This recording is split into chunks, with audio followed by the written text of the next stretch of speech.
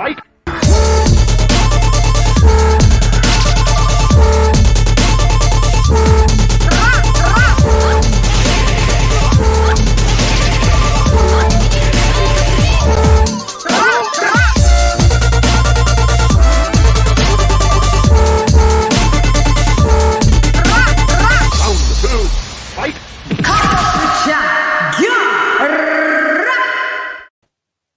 Yo, how you going? It's LadyChann, rep nonetheless. Come on to CHANN.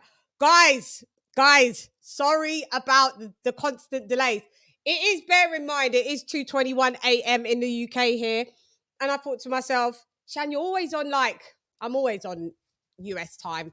And I'm appreciative because that's the circle that I run in and that's the circle that's embraced me. And I massively appreciate the love. So I operate on 2 time zones, US and UK. I need to clean this screen on here. One segundo. Last time, guys, you let me do a whole live without telling me that my mic wasn't even plugged in. Wasn't plugged in. 40 bunch. And thank you so much for rocking with the old girl. You know, I have to get in correct position. Wall up your head and cock out your bottom. Wall on the bed head and wall on strong. Screaming and moaning, you think say a stormer. Yeah. You know about them tune, them bushment tune there, is it me? Okie dokes. Right. Okay, the girl's got no lip. Houston, we have a problem. The girl's got no lip gloss on. No lip gloss. No nada. Pero no te preocupes porque tengo. I'll tell you what I'm going to put on. Okay. So, because I'm wearing blue, it's only right, isn't it? It's only right.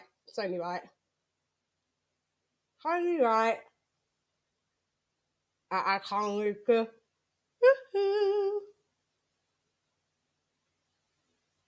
Hang on.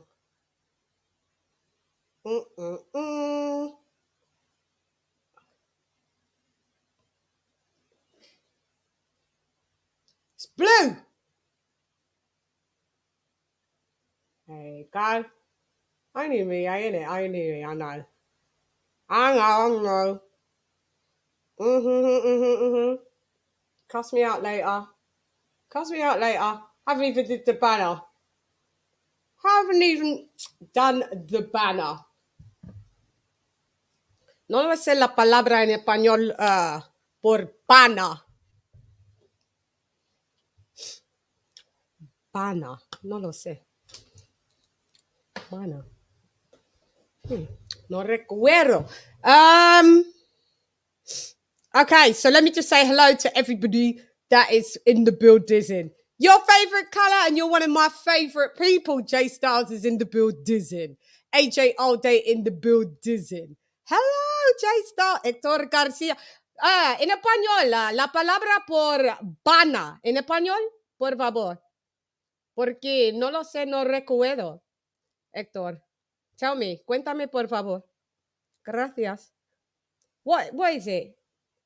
La palabra en español, en español, pana. I think Hector's the only one that. My sister, the queen, Lisa Bale's in the building. Okay, so I'm going to do the hap. Hey, Haplo. Hey, hap.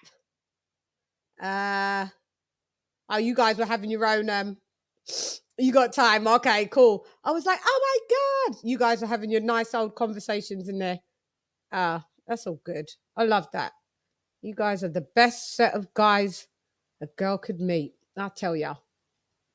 Queen, did you tell me what banner is, Hector Garcia?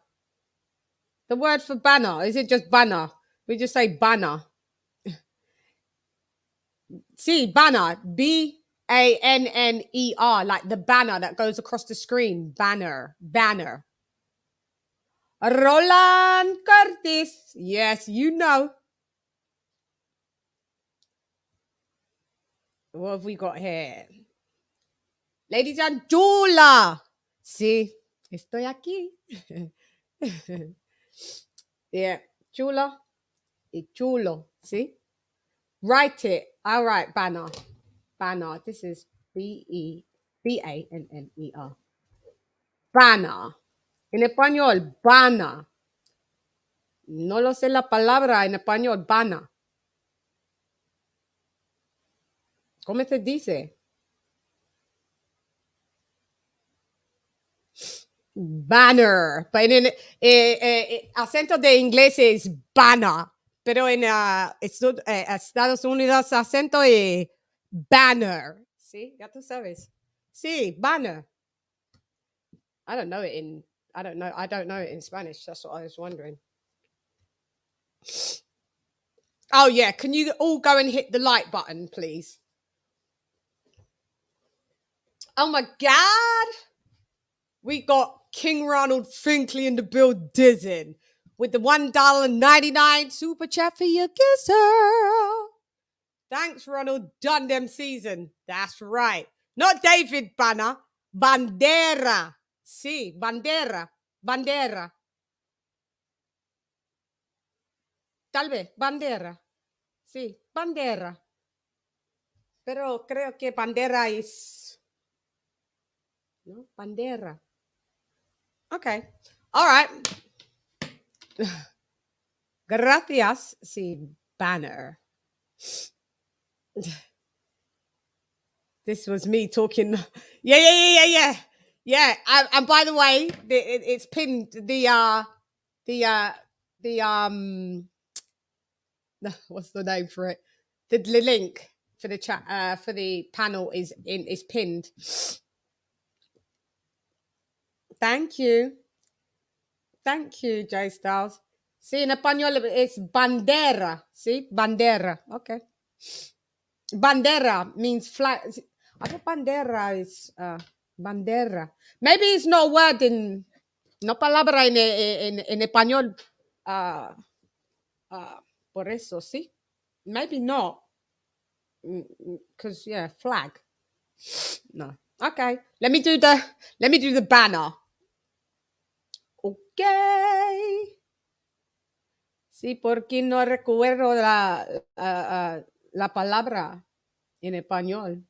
No recuerdo. Banner. Okay, so what was it? That's fine. Mayweather.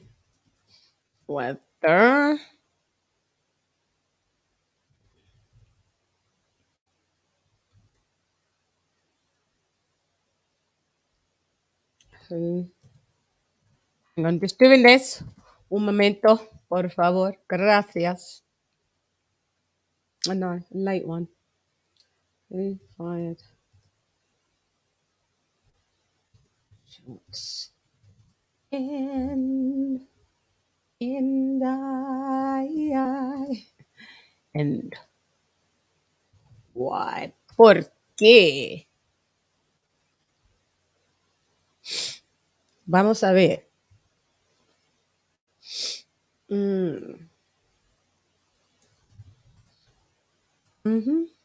Hang on.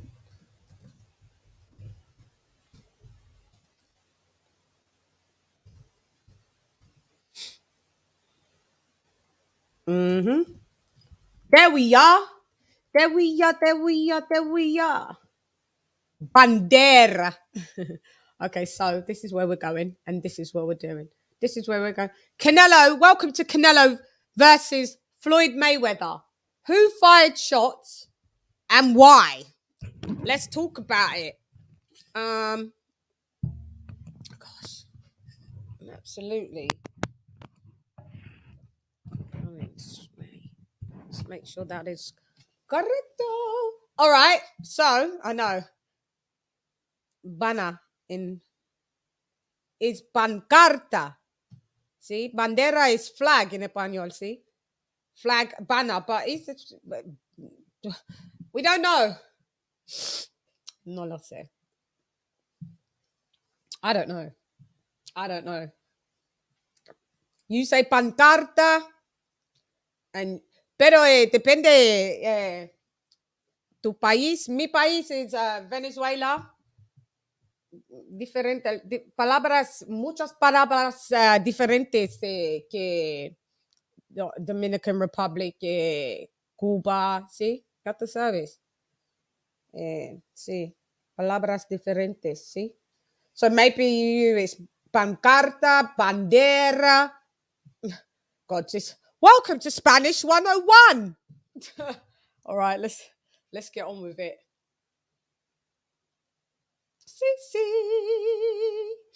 Okay, so let's get that. So let's go with introducing AJ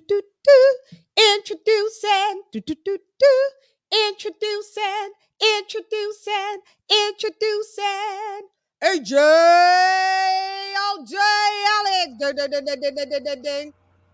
You speak Spanish. Can you tell us what flag what banner is in Spanish? I'm sorry, I'm not fluent in Spanish. I don't speak. How you doing? I'm great, babes. I am great. Loving the lip gloss you're matching. I am, aren't I?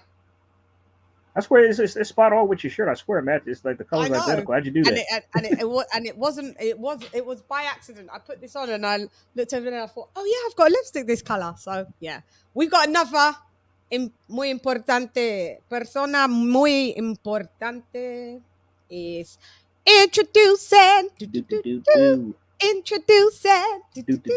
Come on, AJ. Introducing. Lisa Queen Bells. In the bill. Dizzing. Kaboom. Sis. Lisa. What's up? What's going on, everybody? What's good, Lisa? Thank you for everybody rocking in the chat, sis. You know, I text you. It was a bit of trials and tribulations. You know, your little sister's always in trials and tribulations, aren't I? But yeah. But I was rushing. We was talking about boxing on me and Hector and Aplo. Hector Garcia. See. Mm-hmm. Oh, okay. Yeah. Okay, so Hector is talking about Bobby Chacon. Okay, we're trying, Lisa. We're trying. I asked. I didn't know what the word for banner was in Spanish. And I don't know. I know, and then we've had about 20 different ones. Correct. Pancarta is the correct way in Spanish, like panel, flag, banner. Depends how you use it. See, pancarta. See, no bandera. Pancarta. Mm-hmm. There's all different ones. Yeah, it just depends, and every country that speaks Spanish has like different dialects and different words. Mm-hmm. I can look it up right fast on Google Translator. Google Translate will probably give you the generic, like it wouldn't give you like the Dominican Republican version compared to the Venezuelan version compared to the Mexican version. It'd probably give you the Castilian Spanish version maybe or something. But you could look though. Look though, AJ. I'm curious. What word is it? El Bana. You know, just put L behind it. El Bana. Yeah, that's the word. And sometimes you just say in English like El Show. El Banner. Okay. El Bana. El Show. Okay. Let's Tony's reviews Spanish. Tony, you can come on, you know. Yeah, correcto. País diferentes hablan acento diferentes y pronunciation diferentes y palabras diferentes. Depende, ¿sí? Yeah, what did you say? What was it, AJ? Bandera. Bandera. See, bandera. So bandera was right. But see, and Hector Garcia's got pancarta. Yep. See, so that may be. Hector, where are you from? ¿De dónde eres? Dominicana República, ¿sí? República Dominicana. what way do you guys say it? Because I hear people say it both ways. Republic, Dominican Republic. This is turned into a Spanish thing. Sorry. That's just... it's just funny because I was talking about that with sis today. But yeah, but I started off the show with Spanish, so I could continue. El camo on el pano in a few. El camo on el pano in a few. Oh, okay. You silly. All right. So, okay, I'm reloaded. So, what we're going to talk about is, you know, this is a shots fired. I know probably this may get people a bit amped up, but this Canelo v Floyd Mayweather, who fired shots and why? Let's talk about it. Can I just start off saying, Hector, are you Mohican Mexican? Why do I think you was Dominican Republican? Yeah, it might be different in Mexico then, because sometimes I'm used to speaking to you guys, so I'll pick up some of you guys' dialect. It'll be all mixed, but yeah, I got you, Garcia. Can I just say that? All right, see this back and forth with Canelo and Floyd Mayweather. All right. There's no bias in this. I'm a fan of Canelo. I like Canelo. And I love Floyd Mayweather, as everybody that knows me knows. I love Floyd Mayweather, the boxer, not so much as this geezer that we're getting at the minute. Not so much the narcissist, no. Not so much the fame whore, no. But as a boxer, to me, he can do no wrong. That's just where I stand with it. But yeah, it's just. But listen, I'm starting to see people say Floyd's bitter. I said that when I started to see certain footage. But what I forgot was, maybe I may find it. But what I forgot was that who first fired shots was Canelo. He first fired shots on Hot Boxing with Mike Tyson. Does anybody remember seeing him on Hot Boxing with Mike Tyson? I didn't see the full episode. I just saw. I heard about it, but I didn't see it. Yeah, I just saw snippets. I didn't see the whole thing. He basically said on there that, you know, he I think Mayweather's upset. Let me get it right. He basically said that he was too young when he fought. Oh, you saw it, Khan. Good. He was too young when he fought Canelo. When he fought Floyd. And that was basically kind of like the reason why he lost. He was not experienced enough or whatever. Like, we have to, this is what, like, I don't even know why that got brought up, but that's not true in its entirety. Is Canelo the same fighter as he was 8 years ago? No, of course he's evolved and he's way better.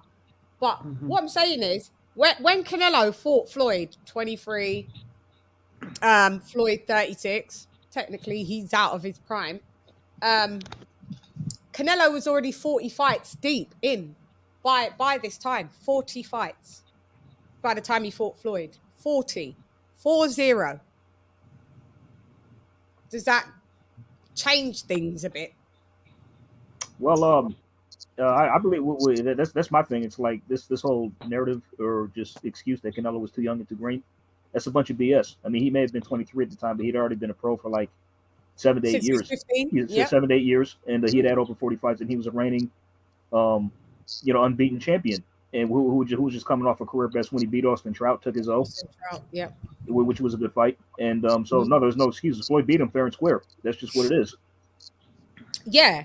So, sis, does that put any context onto it for you about him?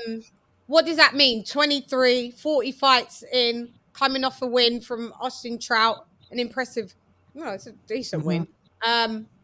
Yeah. What does that mean? Is that an excuse where he's saying, oh, he wasn't in his prime and he was too inexperienced? No, you was too inexperienced for Floyd, but you had plenty of experience. What does it mean to you, sis? I feel like, I'm not making no excuses for any fighters. I feel like he may not have been at the level of Floyd, at that time, you know. But Mhm. he did have some amateur pedigree, and he was 40 fights in deep. But he hadn't mastered his craft yet. You know what I'm saying? Yeah. So you know, it comes with the territory. You know, they put him in there, so he wanted to fight him. Maybe he felt that he could beat him, but when he got Yeah. in there, he thought it wasn't what he thought it was. You know. Mhm. Now, if they fight today, I think Canelo would win. That's just my opinion. Mhm. Yeah, no, if But they fought well, if they fought today, you'd have to put them 31 and 31 years old. Because Floyd's 45.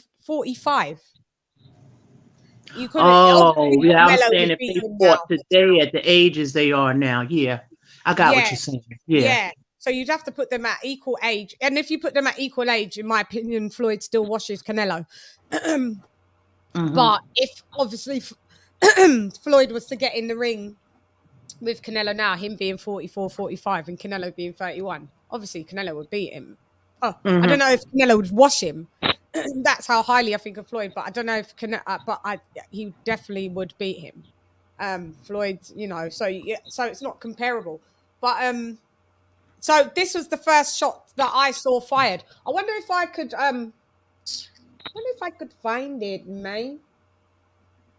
Let me see if I can find it because this was that was I think one of the second times that I heard that I heard excuse me that I heard Canelo talk about he Yeah, wasn't ready for. I mean, Floyd was it like basically he was too young, and you know, like so is Teofimo Lopez too young? Is Conor Ben too young to beat Granados? So does that win get taken away because they're all 23 and 24? Like you're either Look, in your prime at 23 and building up, being in your optimum 23, 24, 25, 26, 27, 28, 29, 30. That you're going into like you move up in prime years, or you're mhm. or you're nothing then.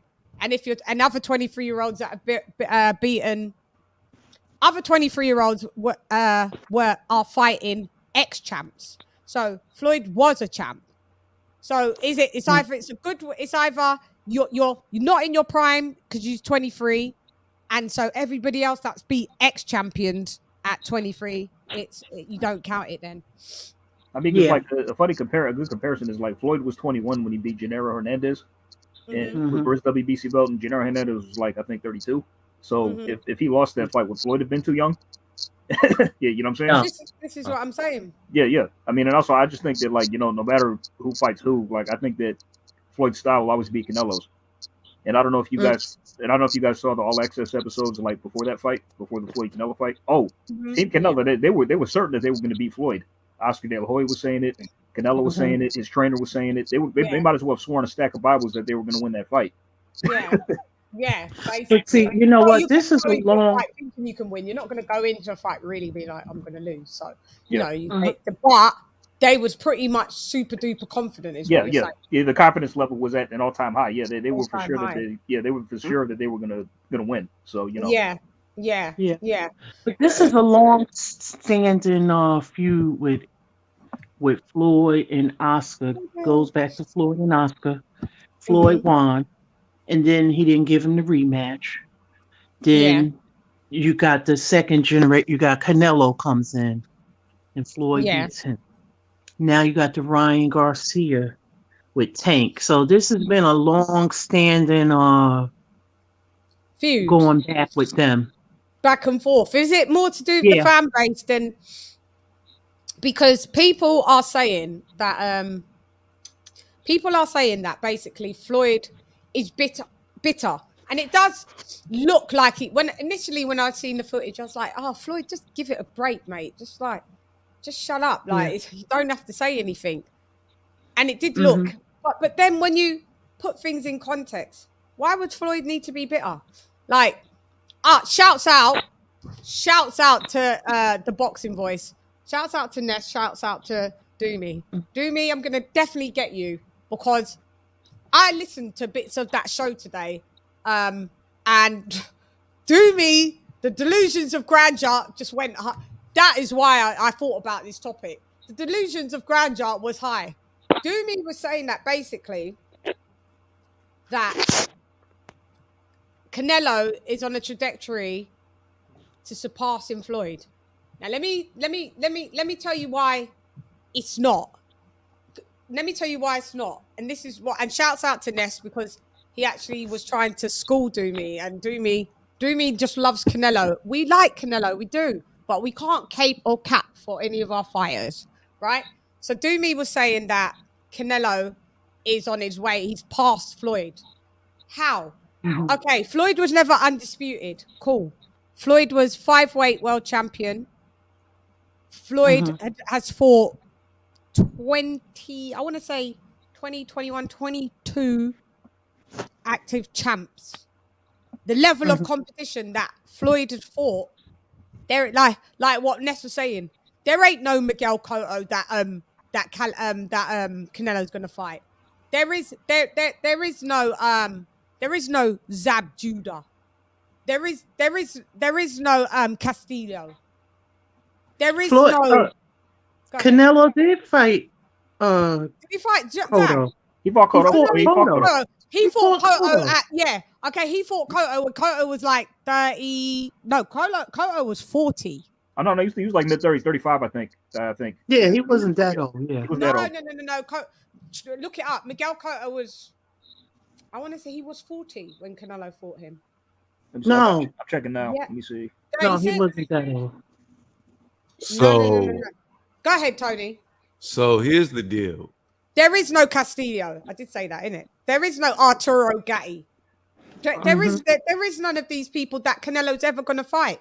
Even in the next, Doomy saying he's got another 5 years left in the game. Who have we got as that's the equivalent of that? Go ahead, Tony. Well, what I was going to say is Canelo Alvarez is on the trajectory to beat all of Mayweather's accomplishments. He's already done one. He got undisputed. Hold on. Let me finish, LadyChann. He's been undisputed. He was unified in 3 different weight classes along with that. So really 4, but 3. Floyd was only unified in 2 weight classes.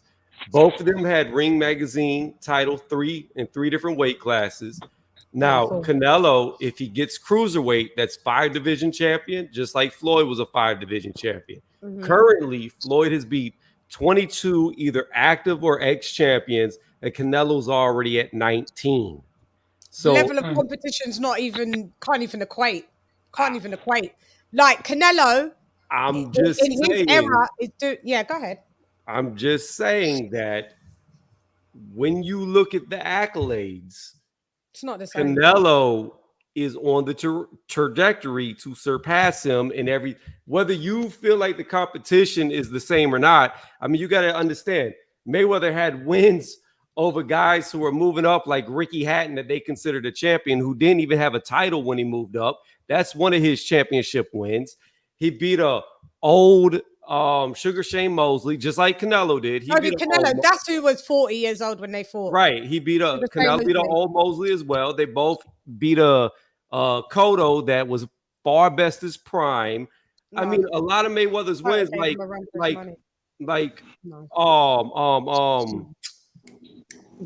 Marquez. They count. No, but listen. They count that as a champion that Mayweather beat, even though Marquez moved up to a higher weight class that he had never fought in before to fight Mayweather. So when you say, a lot of the champions that they consider Mayweather beat, they were moving up higher than they've ever fought before to fight him. So you got to understand, while on paper he may have the better names, when you go into the guys that he beat, you could also come up with negatives about how Floyd beat those champions and when he chose to fight those champions. You can also there's never a Manny Pacquiao on Canelo. Who's Canelo's best win? Who's his most iconic? Give me. I would have asked for 3, but I'll whittle it down to give it 2. Who's Canelo's 2 iconic wins? Like it would have to be. You would have to say Kovalev, even though I thought Kovalev was past it, because Kovalev Kovalev had just beat your boy Anthony Yard. Just not spanked iconic. him. He's not iconic. We're never going to be talking about Kovalev that much. It's not iconic. That's not an iconic fight. It's Triple G. Triple G. Not I would say iconic. Triple G would be his best Triple one. G is probably best. It is one. iconic. Look, Lady he Chann, lost twice. there are people.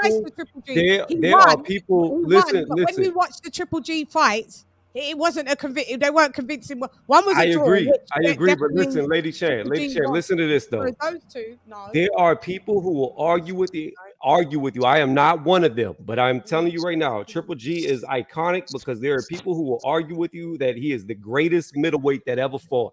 I disagree with that. But there are people who believe Triple G is the best middleweight who's ever fought. So that has to be iconic. Because his name is going to be in the Hall of Fame. He's going to be remembered for who knows how long. Yeah, but it's not an iconic fight. It's just not. It's just not iconic. Like iconic is whether or not it was a boring fight. There's Manny Pacquiao. There's Laura. Manny, that's not an iconic fight. Like I'm talking about like.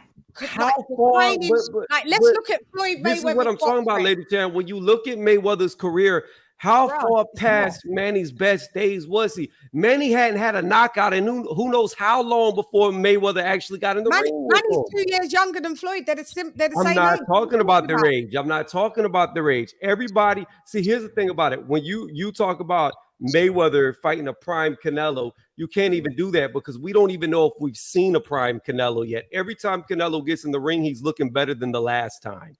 So we don't know when Canelo will prime. He could be in his prime right now, or he could hit his prime in 2 more years when he's 33. We don't know. We won't know until it's over. But here's another thing. They're not iconic fights. But listen to me, Lady Chann. Here's the other thing. You have other fighters who hit their primes when they're 23, 24 years old, and by the time they're 30, they look like old men. Yeah, they're washed. So my thing is, you can't judge somebody till their career is over. All I'm saying is, if you look at the accolades, Canelo is on the trajectory. Not saying he will do it because he could go up right here. Makabu could knock him the fuck out. And there it is. Who's Makabu? Like who's Makabu, fam? Like, let's have it real. Is that going to go down in like as an iconic fight? He's better than Okoli. No, Makabu's got better wins than Okali. Bro, we don't care about Okali or Okoli. We gotta put stuff. Look. We're talking about Canelo. We're talking about. Okay, we're talking about. All right, let's go. Chavez. We're gonna go up. Miguel. No, not Miguel Melo. Castillo.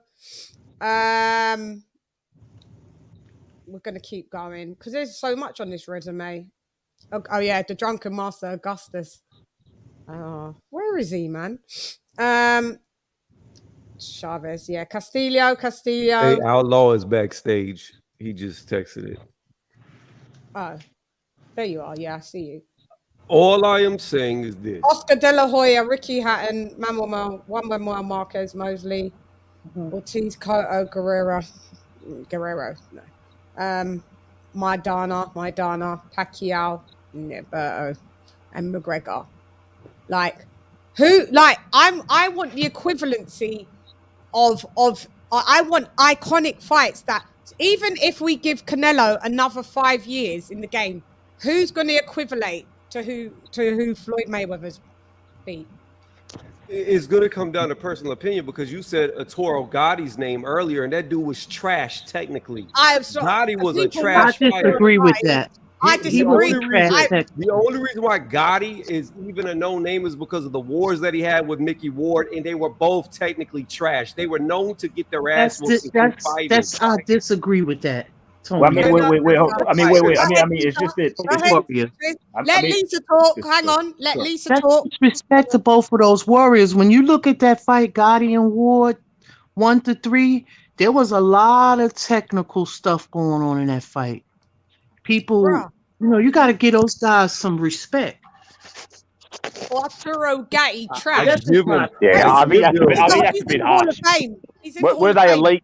They weren't elite skill-wise, but they were still like world-class. They were world-class fighters, like brawlers, though. That they could fight like on the inside at mid-range. I call them world-class brawlers. Maybe not Mickey Ward so much, but I think Gaddy was. Like, Gaddy was a 2 or 3 weight champion, you know, and he beat some very good, like, world-class boxers. Beat Tracy Patterson, who was a good featherweight back in the day. He beat Tyrone Millate, who was a real good boxer. Like, he beat a lot of good boxers, Gaddy. You know, even if he didn't have the prettiest style, it was effective, you know. Knocked out Leonard Dorin, who was a good boxer. Like I said, as far as when you think of great technical skills, Gotti will not be there. Mickey Ward would not be there. These guys would get destroyed by technical boxers every day of the week because when it comes down to it, they were tough, they were durable, they had a lot of heart, and they could push through the battle to win. But I don't think you can call Gaddy trash. I mean, he was a world champion at a few weights, and he beat some good fighters. I got you, but when you compare them to the greatest, which is what we're doing, when you compare them to an all-time great slate, yeah, he's not an ATG. They're not even close. They're not even in the stratosphere. They're not even in the air. Floyd was just way too much. Floyd just was way too much for him. He had way too much skill when he got in the ring with Floyd, and he made him look like that's why it was a mismatch. You know, Floyd was just way too skilled. But here's what I'm saying. Okay, at the end of the day, Floyd will always be better than Canelo because he beat him. But however, so why sweat? Moving forward, Canelo is still, it doesn't take away from the fact that Canelo is on the trajectory to do more than Mayweather ever did. He's more active. He'll have more. He's got way more fights at only 31. He's got to have over 50 fights and he's now. got a draw. And he's defeated and he's got a draw. So it doesn't matter.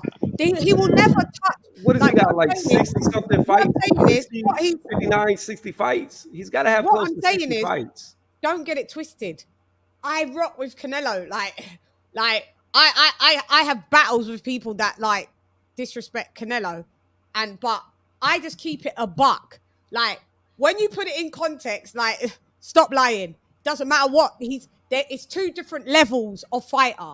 He couldn't beat. I don't care if he was 23, Floyd was 36, and Canelo was 23. I don't care if that was his prime, isn't his prime, Optimum Prime, Optimus Prime, Transformers, Triceratops, whatever, Teenage Mutant Ninja Turtles. Like the only fights that Canelo had. No, it doesn't matter. What I'm saying is, it doesn't equate to Floyd Mayweather. Floyd Mayweather was never undisputed. Floyd Mayweather could only go up a certain weight cut. So starting at, what did Mayweather start at? 126? 130. Well, he won his first world title at 130. I'm not sure where he started his actual career. 135 weights. And then he retired at what? 54, right? Yeah, 130 won his first world title against Gennaro. And retired at 54, at 154. Retired at 54, right? Yep. Correct. Okay, but we all agree that if I'm not mistaken, he won the title, the 154 title at 152 pounds catch weight. Catch weight. Canelo's done catch weights as well. So I'm just saying that he didn't actually fight at the weight. He made the champion. Neither did Canelo. Lots of times. Neither is Canelo. Canelo got it from Mayweather. Yeah, he got a lot from Mayweather. This is what we're saying. What are we talking about? Give credit where it's due. Weight on Canelo, and Canelo's been doing it ever since. Yeah, well, he doesn't need to continue it. Make weight, my dude. Like Floyd stretched himself to be at 54. No. It's not about making weight. Floyd would fight guys and keep them drained down. He would make them. Yes, Floyd would drain them. So would Canelo. No.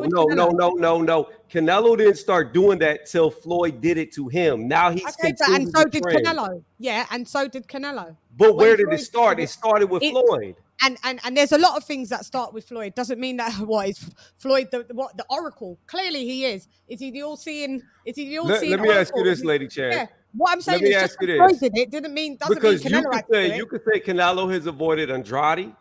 That's really the only legitimate. I do not believe he avoided Charlo because he knocked Charlo out. But and Benavidez, I could see Andrade and Benavidez being 2 arguments of fighters that he's avoided, right? But then at the same time, why didn't Mayweather fight Costa Tszyu? I don't know. Why didn't he fight him? Costa Tszyu was the lineal champion. He didn't want no parts of him. Okay. So I mean, there's arguments to be had about There both. isn't. There isn't. Just the level of competition. Like we're gonna talk about. We're gonna say Callum Smith's the biggest. That's going to be gone Here- down in here's all my time problem. history. Here's my problem with Floyd. Here's Caleb my problem. Plant, I'm gonna be honest. all-time history. Here's my biggest Billy problem with Joe Floyd. Saunders. Floyd was no all-time Sugar history. Ray Leonard. He was no Sugar Ray Leonard. Ray Leonard fought the best when they were at their best. Floyd So did never Floyd. fought the best when they were at their best. Yes, Yeah, he's he got did. good names, but he caught them did. coming down whenever they weren't looking as good. He What about caught when he was guys that he pretty boy? brought up in weight. No, Like sorry. Floyd Mayweather is got. No, He is sorry. a good fighter. Yeah, but he never beat the No, he's a best when they great were the fighter. best. He's a great Tony, fighter. Tony, He's a I'd great agree. I'd have fighter. Ray Leonard He's a above good Floyd, fighter. but I think the debate is Floyd Canelo. That was isn't that what just the debate is them two? So It is, but I'm just saying, like, it's going to be hard when for you're Canelo with comparing Floyd the beating him. two, Floyd's always going to have that victory over him on paper, which is always going to Yeah, be so hard it as well. doesn't matter what he does. See, that's like with boxing. A part of boxing is wins, age. That's just how it is. It's like when Roy Jones beat Hopkins when they were both young, or Salvador Sanchez when he beat Azuma Nelson. Because they went on to do great things, those victories just age well. Yeah. You know, whether they're at their best, it's just how boxing works, you know. That's how victories can age like wine, you know, like fine wine. And I think Mayweather Canelo's one that just will on paper historically, you know. Yeah, I think that's just how it Yeah, is. 'cause I can't see. I can't see Facts, Floyd. some more facts. $5 super chat. Thank you very much, mi hermano. Gracias. Maybe Also, I'm Chan, more- I was just coming maybe on I'm more- quickly. I'll just say I'll talk to you all later. I've got to go out to this rave. I just wanted to come on for a few minutes, say what's Oh, up. okay. So, peace Thanks, out. babe. Yeah, All I right, might no come back on though. The So- music gets so too I loud. I wanna might say come this real back out to fast. talk to you. Okay. I want No to say worries. this. No worries, Peace later. bro. Have a good peace to later. all of you. Leonard God, never ducked can't hear a word Hagler. in that bus. God. Leonard to Antonio Mosley. Leonard never ducked Hagler. Literally, the dude retired, came out of retirement, and whooped that ass and won the fight. Out of retirement. Keep the same energy. 26, mate. Look, I want Canelo to go and win at. Go and win. Go, Lisa. You saying something, wasn't you, sis? I was, then I got. Yeah. Do you for it? I'm saying when Jed was on, I can't see Floyd. He was a safety first fighter. I can't see him fighting like Sugar Ray Leonard did and Duran won. I just don't see it. Maybe he could, but I just don't see it. What are you saying? If Floyd and Duran fought? No, I'm saying I don't see Floyd biting down like that. He's a safety fighter first. Yeah. See, Well, Sugar Ray pretty Leonard fought Duran's fight, and it was a tough fight. He lost. Yeah, Floyd isn't well. He was offensively at Pretty Boy, but then obviously brittle hands when he become Money May, he had to be deep more on his defense. So I think there isn't many fighters, in my opinion, that are like near enough score nearly 9 out of 10s in all angles. Name me one in this current era. The closest that we may have, maybe it's Canelo. That's what I give him. He's the closest. Like his offense is great, but his defense is good. But he learned that Philly shell shit. He learned that from Floyd. Floyd wasn't the one that invented that before everybody goes, hey, he wasn't the first one, but he made it his own and he made it a trademark of it. Like there's side by side stuff of after Canelo fought Floyd, of what Canelo did after fighting Floyd, and it's near enough mirror the rope a dope, everything. He did so much things. Say let the dude punch him out, sit back on the ropes, punch yourself out, mate. I'll give you a couple of rounds and then I'm gonna peck you off. Like what I'm saying is everybody wants to say that Floyd's bitter. Everyone wants to say that he may be bitter. But he may not be, because where I'm going back to where I saw this cat picking at was Canelo first popped off on Hot Boxing with Mike Tyson and another show. And another commentary. So what I'm saying is, I don't care if he's undisputed. It's a great feat. But what I'm saying is, I don't care what anyone's saying on this panel. No disrespect. Like Floyd's level of competition is stellar. I don't care about Billy Joe Saunders. I don't care about if he's going to fight Benavidez and Andrade or Charlo. It's not going to make it any difference. And he didn't fight them. Why not? Still ducked Andrade at 54. Still ducked Andrade at 60. Ducked Charlo. So what are we talking about? Like, he doesn't have anything stellar on his thing. Does he have a stellar? Will he have a stellar, like, is he a Hall of Famer? Of course. Yes, he is. Is it what he's amassed? Is it great? Yes, it is. But when you're going to put it next to Floyd Mayweather's, no, there's nothing that Canelo can do that beats Floyd Mayweather. There's just nothing. You lot have not once told me that, like, am I going to be thinking in 20 years' time about Canelo and Billy Joe Saunders? I still watch Canelo and Floyd Mayweather. Stellar fight. I won't be watching Billy Joe Saunders against Canelo in 20 years. I'm telling you, I won't be. Neither will you, whether you want to cap or tell the truth. Neither I will agree you. with that. Yeah, Canelo will you. Floyd, great fight. Yeah. Way better than that one. Most of Floyd's that Here's you're my going to real run that back question. and watch that. Go ahead, sorry. With all these stellar names that Floyd beat, how many undefeated fighters did Floyd actually fight? How many undefeated fighters did Floyd fight? I don't know. How many was undefeated? Three. That's it. 3 undefeated. Corrales In their whole career. In his whole career, he whole only career. fought 3 undefeated fighters. Corrales was a guy that was supposed to beat him. Very good win. He beat him. Mm-hmm. The second one that he beat that was undefeated, and I might be missing one, I'm going off memory. The second guy that he beat was Ricky Hatton, who fought at 140 pounds, and he moved up to 147 to fight Floyd, and he got knocked out. The third one that he beat was Canelo. Those are the only 3 undefeated fighters. So all the names that you named that he beat were already beaten before Floyd seen them. And then, so you're saying with Canelo, with Billy Joe Saunders, Caleb Plant. Well, I know Billy Joe. Well, I don't know how many undefeated fighters Canelo has beat. I'd have to look. But Billy Joe was undefeated, like you just said.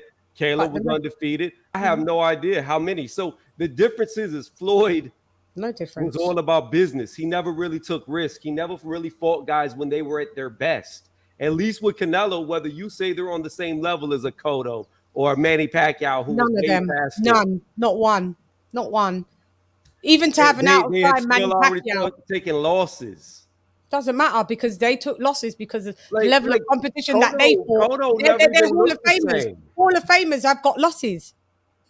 I'm not saying they don't, but you know what? A lot of Hall of Famers fought other Hall of Famers when they were undefeated. They have but there's Hall of Famers they beat. Yeah, but there's Hall of Famers with losses, and then there's versus who Canelo beat, undefeated champs with trash resumes. Right, there's Hall of Famers who have losses that lost to other Hall of Famers, and none of them were all. No, what I'm saying, LadyChann, is there are Hall of Famers with losses. I agree with you. However, when you look at who beat those Hall of Famers, it was other undefeated Hall of Famers at the time that beat them. So that's what I'm trying to tell you. Like, throughout the history of the best, you always used to have the best fight the best, and the O's got to go. But with Mayweather, you never had an O had to go because he always caught him at the right time. Go ahead, AJ. What do you think? No, I mean, well, with Chan, you may disagree, and but I just think that, like, I mean, I kind of agree with what Tony's saying. If Canelo goes up to cruiserweight and beats Makabu, that kind of trumps what Floyd did, only because because Floyd physically can't. That's like saying, well, if that means is Canelo a better fighter than Bud Crawford. Bud Crawford can't get any higher than probably 54. It doesn't matter. I'm just not saying. I'm not saying like Canelo's better. Yeah, I'm not saying Canelo's better by any means. I mean, I'm just saying. I mean, just in terms of accomplishments. That's all. I mean, because just hear me out. Because if Canelo goes up to cruiserweight, he beats Makabu, that makes him a 5-division world champ. Then now he was also undisputed at super middleweight as well. So Tank's a 3-division world champ. Well, he really isn't, but technically he is. Technically, he is. Look at the level of competition. Who's Makabu? Yeah. Are we going to be watching that even in 5 years? No. Yeah, well, No, we won't. We won't even be watching it in 2. Yeah. We won't care. I mean, I mean, but I just like to also add, like, you know, six undefeated fighters come to mind that Canelo beat. The first was Austin Trout, took his O. The next, the Smith brothers, Callum and Liam Smith. Liam Smith was undefeated when Canelo fought him. Yeah. Then Triple G took his O, and then you have Billy Joe and Caleb Plant. I mean, but not saying that that's he's better than Floyd by doing that. I mean, I'm just saying, but you know, he did, yeah, you know. And then you got 8 division world champ Manny Pacquiao, who's lost about seven or 8 times. Yeah. That Floyd fought. I don't care. He's lost 7 or 8 times. That just having Manny Pacquiao on your resume, I don't care what day, what week, what year you fought Manny Pacquiao. It trumps all of the people that Canelo fought in of those champions. So if that Caleb Plant. If that be Caleb the case, Plant, Austin Trout. Jeff Horn's better than Canelo. He's got Manny Pacquiao. Pacquiao. Yeah, so what? What was your point? Your gauge is Floyd has Manny Pacquiao. It trumps everybody on Canelo's resume. So that Manny means Jeff Pacquiao, Horn trumps all of Canelo's resume. That's not even a great comparison. You know that. That's you can use that. I'm using the same people fighter. that don't know I'm boxing. using what you just said. That little triangle theory, I don't rock with it. So that's out on the ethos with me. So that one I'm doesn't not work. using the triangle theory. Yeah, it is. Because Jeff Horn beat Pacquiao and Pacquiao's on I'm saying having Pacquiao on your resume is stellar, but because Canelo beat Jeff Horn, but Jeff Horn beat Pacquiao, that means Pacquiao isn't as good as Canelo. No, that's triangle theory.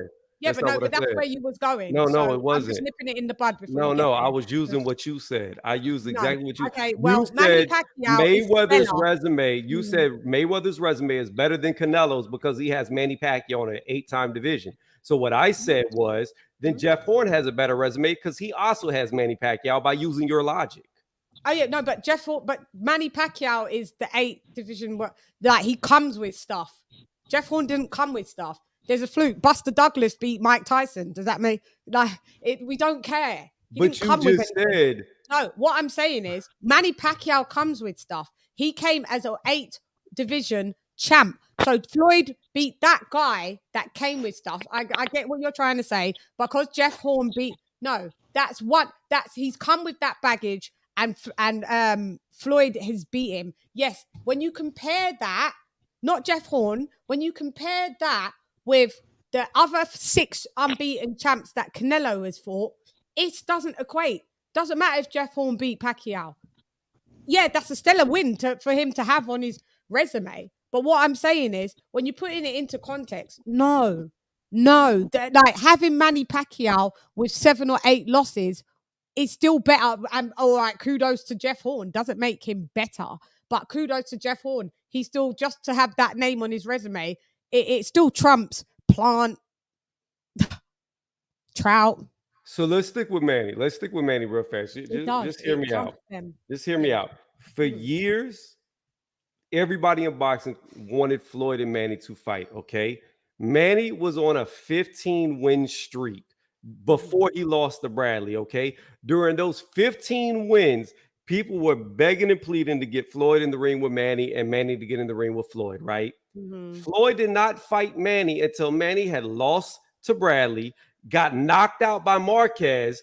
Then he came back. I believe he was 2-5. So he had won 3 fights after he got knocked out. And that's when Floyd decided to fight Manny. Manny wasn't even the same fighter when Floyd fought him. Yeah, because he wanted him to be on the clean boxing program.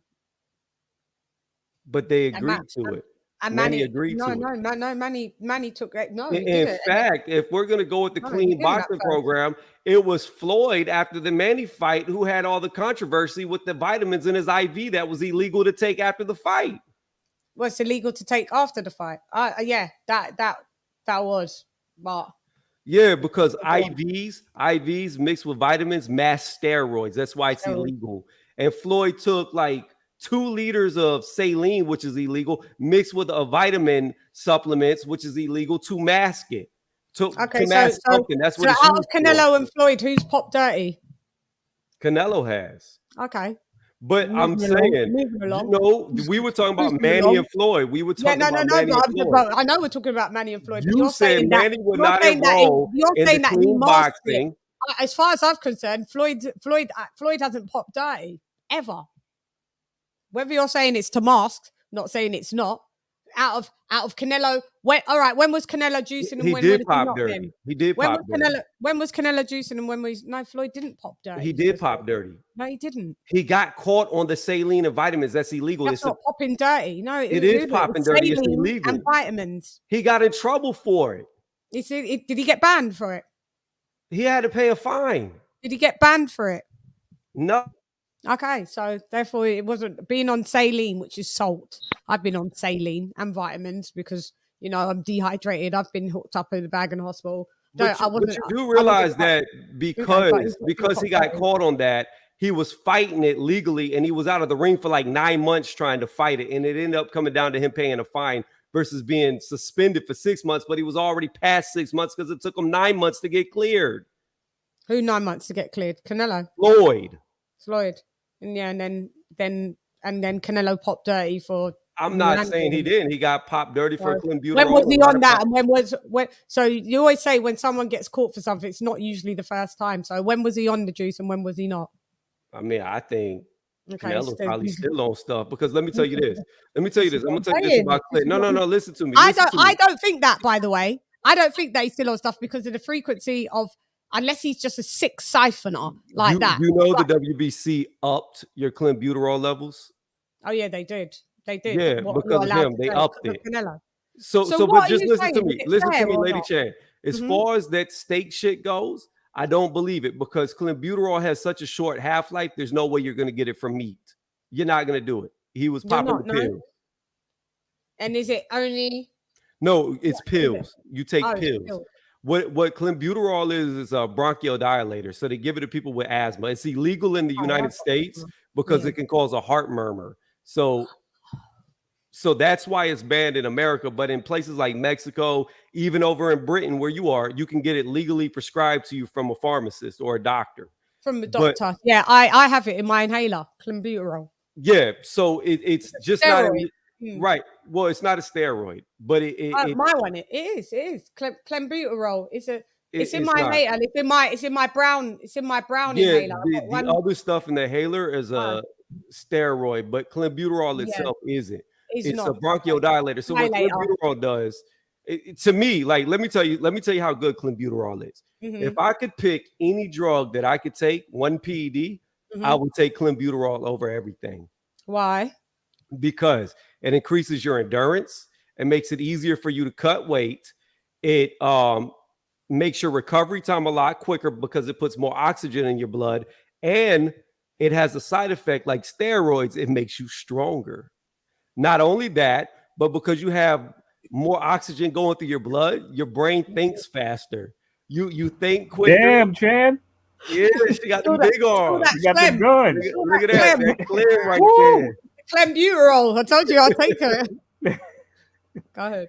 But no, Clint is like the be all end all. It's like the jack of all trades. Like all the benefits you could think of is in Clint by itself.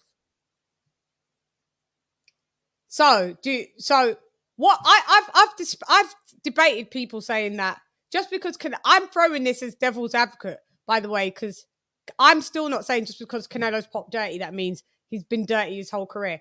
I always used to suspect that Manny Pacquiao was on bits and pieces, but at the end of the day, he's never been caught for it. So you can't really be like, you're saying Floyd, IV, saline water, Canelo, clenbuterol. Does that put a dent in his legacy? No, not at all. You want to know why? Because this is what boxing fanatics, I'll call them, don't like to listen to or even accept. Their favorite Hall of Fame fighters were never tested because there was no steroid testing back in the 60s, the 70s, the 80s. It didn't start getting implemented until the 90s.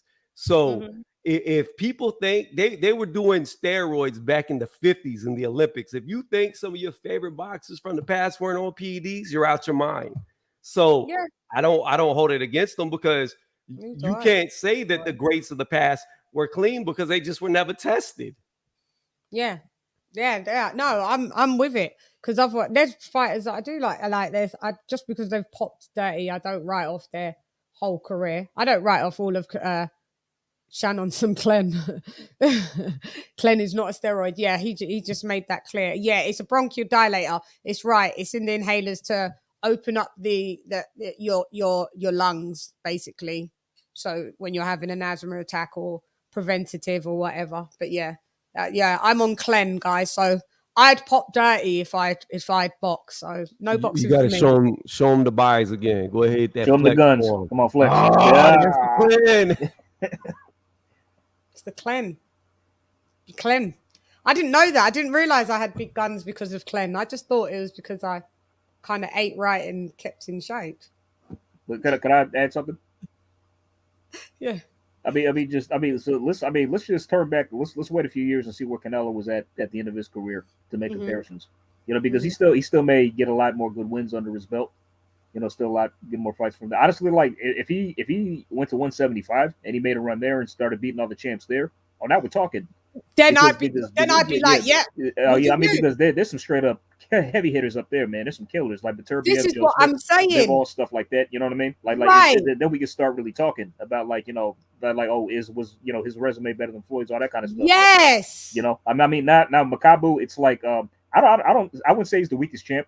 Like per se. I mean, because I've seen champion cruiser. I mean, like there's like the WBA champ. There's the Gulimari. I mean, I wouldn't say Cole's weak, but he's fresh. He really hasn't fought. He's been a champ for that long. Canelo, Tony. Yeah, I mean, he's only had a couple fights as a champ. So he's still what I'm saying is, if you're gonna go so strongly on resume, Makabu's resume is way better than Okole's. Okay, yeah, because Okole's just got up there. He's only just defended his belt. Right. I think, so he's the weakest champion. He's unproven. He would beat, but he's the strongest, like meaning he's not the weak. Yeah, he's the weakest resume champ. But if Canelo said, I'm gonna go up to Cruiser and I'm gonna fight Okole, I'd be like, wow, yeah, that's a big thing. Personally, I like Makabu to fight. I like Makabu to fight Okole in a unification match. That'd be a good fight. Yeah. I think so. Yeah.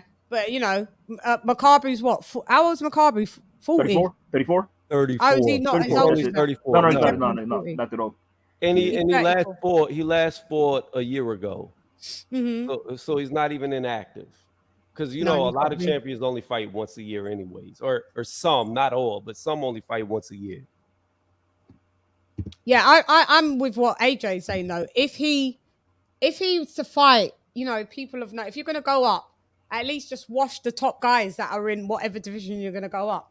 It's strategic. I get it. Kovalev was a strategic. Quickly go to 75, get that belt because you know Kovalev's just about scraped to win from Anthony Yarde.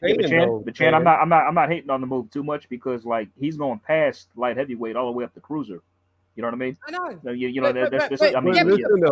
it's strategic. He's going all the way up to cruiser. He walks around at like nearly a cruiserweight anyway. Canelo does. I didn't know that. Right. Let's have it right. And then Makabu is he a puncher? Yes. Makabu's only what? Makabu's only like 4 inches taller than Canelo, if that. There's no massive size difference. It's not massive. If he's gonna fight 6'5" or 4 Lawrence Okole, and I'd be like, yeah, no, Lawrence Okole's like 6'6", even 6'7". I'd be like, yo, that's a man. It's strategic. Makabu, though. Look at them in the face off. They didn't look much different. Yeah, but you're seeing Makabu with his shirt on. Whenever he takes that shit off, he's gonna blow up. He's a big dude. Okole is built like Deontay Wilder. Like that dude right there is just heavyweight from body shots. I'm telling you, you get a good body puncher, they'll break Okole down quickly. His body's too frail. No. I don't think that Canelo would beat Thingamajig.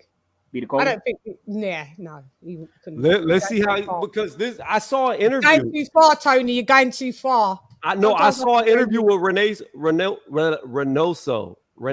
I can't even say his fucking name right now. I saw an interview with him, and Reynoso said that I think they're going to campaign at cruiserweight, so he's probably going to go for the other champions if he wins. Ooh, wow, that'll be interesting. That'll be interesting because Okole's going. Okole wants to, I think, maybe unify, and then he wants to go to heavyweight. Okole's a big dude. Look. Yeah, he is big. Look, he is. Look at that. Wow. Like, it's Look, not like look what at I'm his saying. arm. Did you think? Yeah, I know. That's why Canelo was sizing it up. But you know, it's not that much of a big, massive difference. The height, he's thick. Yes, he's thick. He's not even in fight shape yet. So he's probably at his walking around weight. Because he has to. Makabu don't even have to make weight. You know why? Because Makabu, he's fought his last like 5-6 fights. He's gone from 193, 195. The heaviest he's fought, I think, is at 198. He's never fought at 200. So he's a tiny cruiser. That's Coley's a big geezer. Like, it's different. Like, he's fighting at what Canelo walks around at. They walk around at the same weight. Like, Makabu has to put on weight to make. He walks. Makabu, I'm telling you right now. There's no point of cutting weight to be 198. He's about 220 outside of fight. Why would you? No. You can't. He can't be 220. How could he be walk around at 220 when? All right, I'm gonna walk around at 220, but I'm gonna cut to be 198. The max weight is 199. It just shows that he's a small cruiser. It's a tiny cruiser. He was fighting at 193. He's always been small. This is a strategic move. It's not like, wow, right? You go to Canelo, you go to cruiserweight. It's an achievement. But what I'm saying is, at least when you skip these weight classes, fight the top guy at the weight classes. Fight the top guy. Well, I'll be that like, would be Breeders. He would have to fight Breeders. Marius Breeders. Yep. Then do it. Why not? Hopefully, he unifies with him afterwards, and Breeders is still if he beats Makabu, he may fight him. He ain't fighting no Marius Breeders. I don't think he will either, but no, of course he's not. No, he's not. He's gonna get the belt off Makabu, say I'm a five division champ, and then go back down to maybe 75. He won't be coming. He don't need 68 anymore. Maybe, and then when he gets to 75, who's he gonna fight? We need to see him fight the top light heavyweight. Could you imagine Canelo versus Anthony Yard? That would be wild. That would be wild. It's different levels. Like but I'd like to see him clean out a division. Like if Canelo, hi Bruce, if Canelo gets like two different weight cuts, so he's undisputed. I'm so used to saying disputed, undisputed. Then that surpasses Floyd in that aspect. But still, the level of competition is all what I'm saying.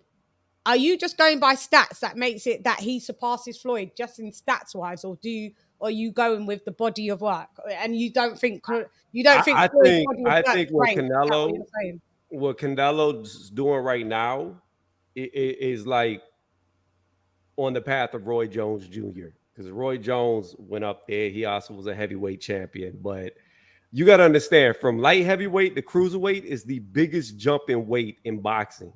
All other weight classes they change per weight class, but you're only looking at 3 pounds here, 4 pounds there, 5 another, 7 here. Like there's very little jumps. When you go from from light heavyweight to cruiserweight, you're talking about a 24-pound jump. It's huge. No, he's going from super middleweight. Well, but what I'm saying is he has fought at light heavyweight. I'm just saying the biggest jump, the biggest gap is light heavyweight to cruiserweight. In boxing, that's the biggest gap in making weight, and it would have been like Mayweather fighting at 168. That's the equivalence to the weight jump he's doing. That'd be wild. Yeah. I mean, but one thing that Eddie Reynoso said, I think he said there's not going to be a catch weight for the fight, which I'm pleased about. So. Oh, but I think the cruiserweight limit's being taken down. Yeah. They won't be on catches, so they're probably going to fight at the full 200 limit, which I'm happy about. I don't know if Canelo's going to come in that heavy, but they said Makabu's probably not. He's not going to, train. There's no catch weight for him, so he's going to. No, they're moving the whole limit down. They still are. It's going to 190. That's what. So there is a catch weight. No. They're changing the cruiserweight. They're changing it all together. How convenient. They're changing it. Now, Canelo says he's gonna fight Makabu. We're taking it down from 200 to 190 now. I'm looking at an article from November, and it's saying that the weight limit Canelo and Makabu is 200 pounds. Yeah, but look, what they're saying is that they want to. They were saying they want to take the limit back to 190. They've been saying that for like the last year or two, and never done anything about it. Now we're at this convention. They said they want to take the limit down to 190. Now, will they do it in time for the Canelo fight? Who knows? I believe that they will, because this is going to be probably in June. So to me, it looks like it's all in aid to aid. Are you saying the WBC said that? Because the WBC, sorry, the WBC. Okay, hold on. Yeah. I want to see what they have on their website for the weight class. Oh, they haven't changed it yet. It's not. They haven't changed it yet. They've just talked about. Well, that's true. I don't like that. He needs to go up to the full 200 pounds if he wants to. That's what I'm saying. But if they change it to 190, he's officially then cruiserweight. He's not evading. He's actually they're helping him out. All right, we're gonna change it from 200 to 190. We've been talking about it, but we haven't done it yet. So maybe they'll. Well, if I was Makabu, I'd be like, well, he can come in at 190, but I'm not. I'm coming in at 200. So. Yeah, but this is what I'm saying. Makabu, for him to make 190, he's fought as low as 193. Yeah, so that should be no problem for him, really, if he's going to make that weight. Huh? That should be no problem for him, really, if he's going to make that weight. Yeah, this is what I'm saying. I don't think it's going to be a problem for him to make 190, in my opinion. How many years ago did he make 193, though? Oh, that's a good point. Yeah. I think it was within his last 6 fights. No, it wasn't that long ago. Let me check his box rec. It wasn't that long ago. I'm sure. Oh, we got Julius. Julius, big up Ring IQ. He's on his live. Let me get his box rec up. Makabu box rec. Oh, by the way, I heard that Martin Bacoli's going to fight Tony Yoka in January. You heard about that? I'm so not on thingamajig. I'm so not on Tony Yoka. He's not that good. Or Bacoli. I'm just not on him. Yeah, I'm just not on him. Sis, you still there? Yeah, I was on mute. Yeah, I'm listening. What do you think? Input. What do you think about? Do you think? All right. What do you think about him? We've covered this. Canelo going to cruiserweight. Is it a big feat that he beat someone like Makabu? And is that like, or is it underrated or overrated? I don't know. What's your opinion? I mean, I don't know. It depends, because if you're looking at it like Tony Review said, like going on the like in the lines of Roy Jones Jr. John Ruiz wasn't the best heavyweight at that time. It was Lennox. However, he he went to heavyweight. I'm looking and I'm thinking that maybe they're trying to take Canelo's career like in the reign of like a Henry Armstrong or Sam Lankford, but without the little guy going up to beat, like Sam Lankford fought Jack Johnson or something. Something outrageous, a small guy fighting a heavyweight. But, I think but I think it's just like he'll be like a several division champion. But as long as he do it the right way, Canelo has money, and he has he can get the proper nutrition and nutritionist. It's a way that you just can't do it like with Roy Jones when he did it and came back down to light heavyweight and was beaten by Antonio Tarver. It's just you have to do things gradual, not strategic, but gradual. Yeah, gradual. So this guy debuted at thanks, sis. This guy debuted at light heavyweight. You're welcome. Makabu? Yeah. Oh wow. He debuted at 176 and a half. Just over light, just well within the range. Second fight was 177 and a quarter. Third fight was 190. Fourth fight 189. Fifth fight 186. Sixth fight 179. Seventh fight 188. Eighth fight 231. Ninth fight 228. 10th fight 240. 11th fight 197, 12th fight 184, 13th fight 197. What's that one? I don't know what that. It doesn't seem to say that one. 14th fight 198, 15th fight 196, 16th fight 199, 17th fight Glenn Johnson. It's got a question mark there. Don't know. 18th fight 200. 19th fight 198, 20th fight 199, 21 fight 198, 22nd fight 189, 23rd fight 191. There's another one, 24th, 25th. It doesn't say what that one's. 25th fight 201, 26th fight 199, 27th fight 199, 28th fight 199. I don't know what this 29th one is. Doesn't say 29th. 30th fight. Oh yeah, that's who he's fighting in a minute. So yeah, so he from like 2016, he's bounced around from 199, 189. So he's been low. That's not too long ago. It's funny. His weight's been up, down, but he's pretty consistently with a couple of spikes. He pretty much stays under 200. So I don't think he cuts weight to be 199 pounds. I just don't think he does that. I just think that he's naturally quite small. You know, as you guys can see, we're watching it, aren't we? Yeah, I mean, especially if they did do it light heavyweight. Yeah. I didn't know that. There. Yeah, debuted there. 2008 at 126. I mean, at 176.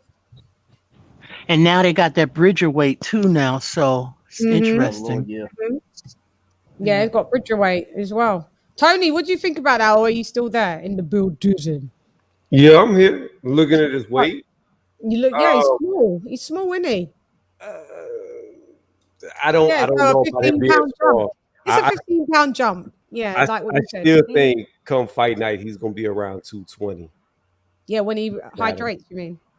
Yeah, I mean, I'm not saying he's like a guy who's 230, 240 pounds that drops to be a cruiserweight, but I definitely think he's around 215, 220 easily. Got you. But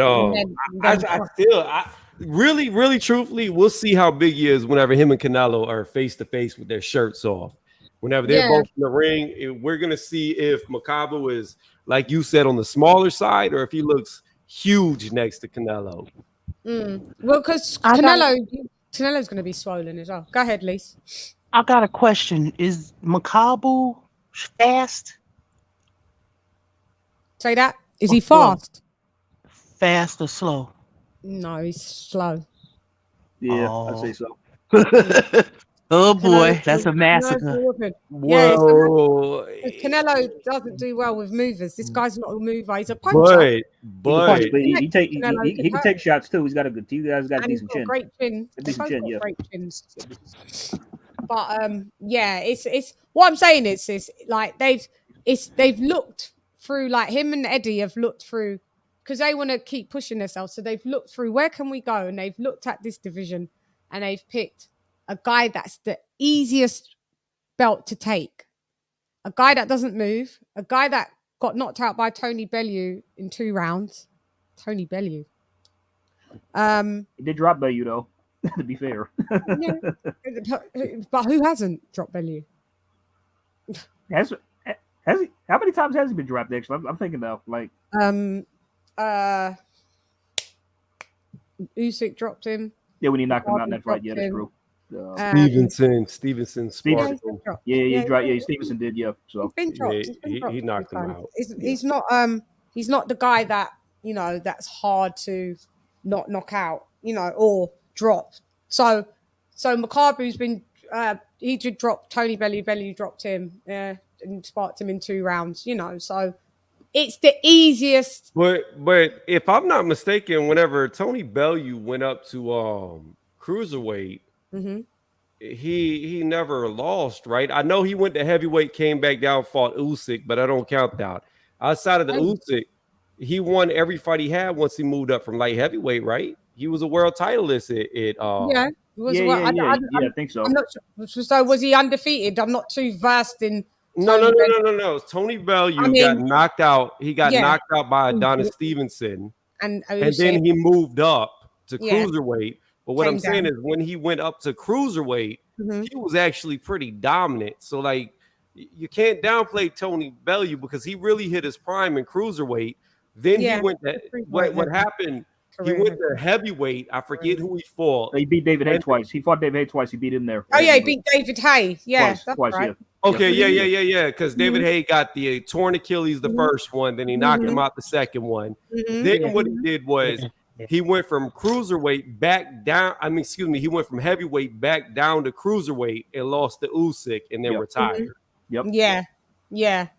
But this is what I'm saying. But I mean, all right. So Makabu he's nobody. You don't fight nobody, man. He got hard. He got heavy Matter hands. of fact, can I pose a question? Can I pose a question? Yeah, he got heavy hands. Yeah, go ahead.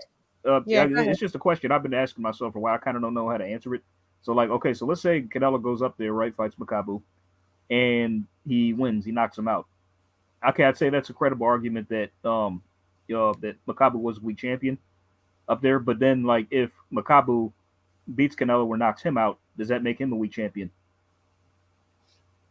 If Makabu knocks out Canelo does that make him or beats him, if he beats Canelo or knocks him out, does that make Makabu a weak cruiserweight champion, or just not just better than we thought he was? If Makabu beats Canelo, does that make him a great champion, or just better than we think? Because we're saying we keep seeing these better than we think fighters. We saw that with Caleb Plant. He's better than what we thought. We saw Isaac Cruz. He's better than what we thought. I want to see Cruz again. I don't know about you guys. I want to see Isaac Cruz again, man. I know, but he's better than. I look at things differently. I don't give Makabu very much credit at all for knocking out Canelo. If Canelo goes up there and gets knocked out, in my opinion, Canelo's supposed to be knocked out. He's way too small for this division. If Canelo wins, it means Canelo is a level of greatness because it's the little man moving up 2 weight classes to fight the much bigger guy. But I'm not impressed by the bigger man beating the little man. Like, that's what he's supposed to do. Yeah, got you. Yeah, that makes more sense. It makes a lot of sense. If Makabu say Makabu knocks out Canelo, uses that new fame that he gets and goes on to beat a Coley Breedis, then we could say he was better than we thought he was. But if he doesn't fight the other guys in his weight class, I give him very little credit at beating Canelo. It's just Canelo stepped too far and got hit by the car. Yeah, like that guy can punch, but he's not beating. He just doesn't have the skill set. I will tell you this though, Lady Chann. Makabu, he does do very good body work, and we haven't seen anybody really target Canelo's body in a very long time. But he's not a mover. Tony, how was he on the inside? Is he a good inside fighter? He's a decent inside fighter because he likes to target the body before he goes upstairs. So my only thing is Canelo's not really a mover. Makabu's not really a mover. So you got 2 guys in the phone booth. Now, if Makabu's shots start to hurt him to the body, Makabu could win this fight. I don't know. Do you think Canelo would go up there to potentially, and do you think it would? Do you think Tank would fight Isan Cruz to look bad? No. But he looked horrible. It went mad wrong for him. Like, I thought Cruz won the fight. I'm not even gonna lie. I thought Cruz beat him. I need to I've seen the highlights bits. I'm supposed to do the rewatch, but I still check on that link, Lady Chann, by the way. I still got the link. I'll check on it to make sure it's still up. Yeah, because the link that I keep getting is the angle we can't really point score it from. Let me tell you how funny it was. So Showtime, right? Whenever I watched it live, they were showing highlights that they thought were for Tank, and every highlight they showed of Tank, you saw Isan blocking the shots. Tony. The announcers literally said like Cruz partially blocked an uppercut, but it landed, but it didn't. He blocked it. Yeah, he blocked it. It never landed. The commentators were biased. Hell yeah. I couldn't believe that shit. Talking about he partially blocked it. How can you partially block an uppercut but also have it land? Does that make any damn sense at all? Yeah. It's either you block it's blocked or it lands. He blocked that uppercut. Yeah, it's one or the other, mate. It's one or the fucking other. Yeah, they They're doing just like HBO used to do. That's why I watch this shit on mute. I can't take that shit, man. Yeah, it's better to watch it on mute because they just be capping, man. That Isaac Cruz did very well. Did very. I want to see him again, man. From the film studies that I'd seen of him, I wouldn't have thought. I was mocking even his media workout. I thought that's trash. Well, you know, Lady Chann, I asked some other people this because, you know, during that time I was really, really sick and I wasn't watching any fights like I normally do before I do predictions. And I went to other people's panels and they was all saying that this dude was trash. And I asked everybody that I talked to, I was like, do y'all think his short height is going to cause Tank issues? Because Tank has never fought somebody shorter than him. Now, the fight changes. If you're always used to fighting tall people, it's a completely different ballpark when somebody's underneath you. You can't do what you normally do. So, but everybody told me, nah, this dude's getting knocked out. No chance, no nothing. I was like, okay. Yeah. But I just didn't think he looked good on his. Yeah, now that you say that, but I just on what I'd seen him in, what I'd had looked at, and then Mal did a thing on him as well. I just thought, no, this dude. This ain't it, son. This ain't it. You're gonna get sparked in 4, and I can't believe it. So it's either he went away and they really knuckled down and trained for it. And this is why it's such a shame when you see fighters like that kind of don't get the props that they deserve, like or you get biased commentators, because he actually did the footwork, man, and went away and said, "We come to win, man."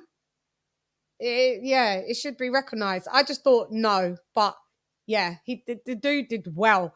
I've got it split on my poll. Like it's about 56% people on my poll said Tank won, and like the 44% said Isak won.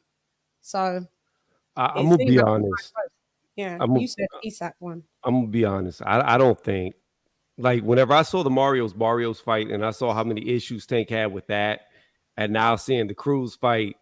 I've said this before. I say this is my own saying that I say. I'm already agreeing. Yeah. Here we go. When you continually fight lower opposition, eventually you become low opposition. Correct. And I don't think Tank is as good as people think he is. Yeah, I'm with you. Neither do I. And that's why they're shrouding him. That's why they're not letting him out. How much y'all want to bet? How much y'all want to bet that if he got in there with Lomachenko, Loma would embarrass him? That one would be interesting, though, because he could knock Loma out.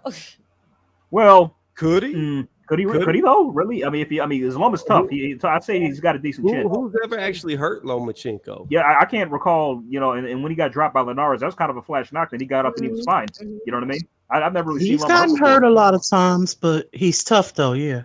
Yeah, Loma, he's tough stuff. He's made it tough stuff, man. I mean, them Ukrainians, man, they don't joke. So you don't think Tank wouldn't because he didn't get knockout Isak?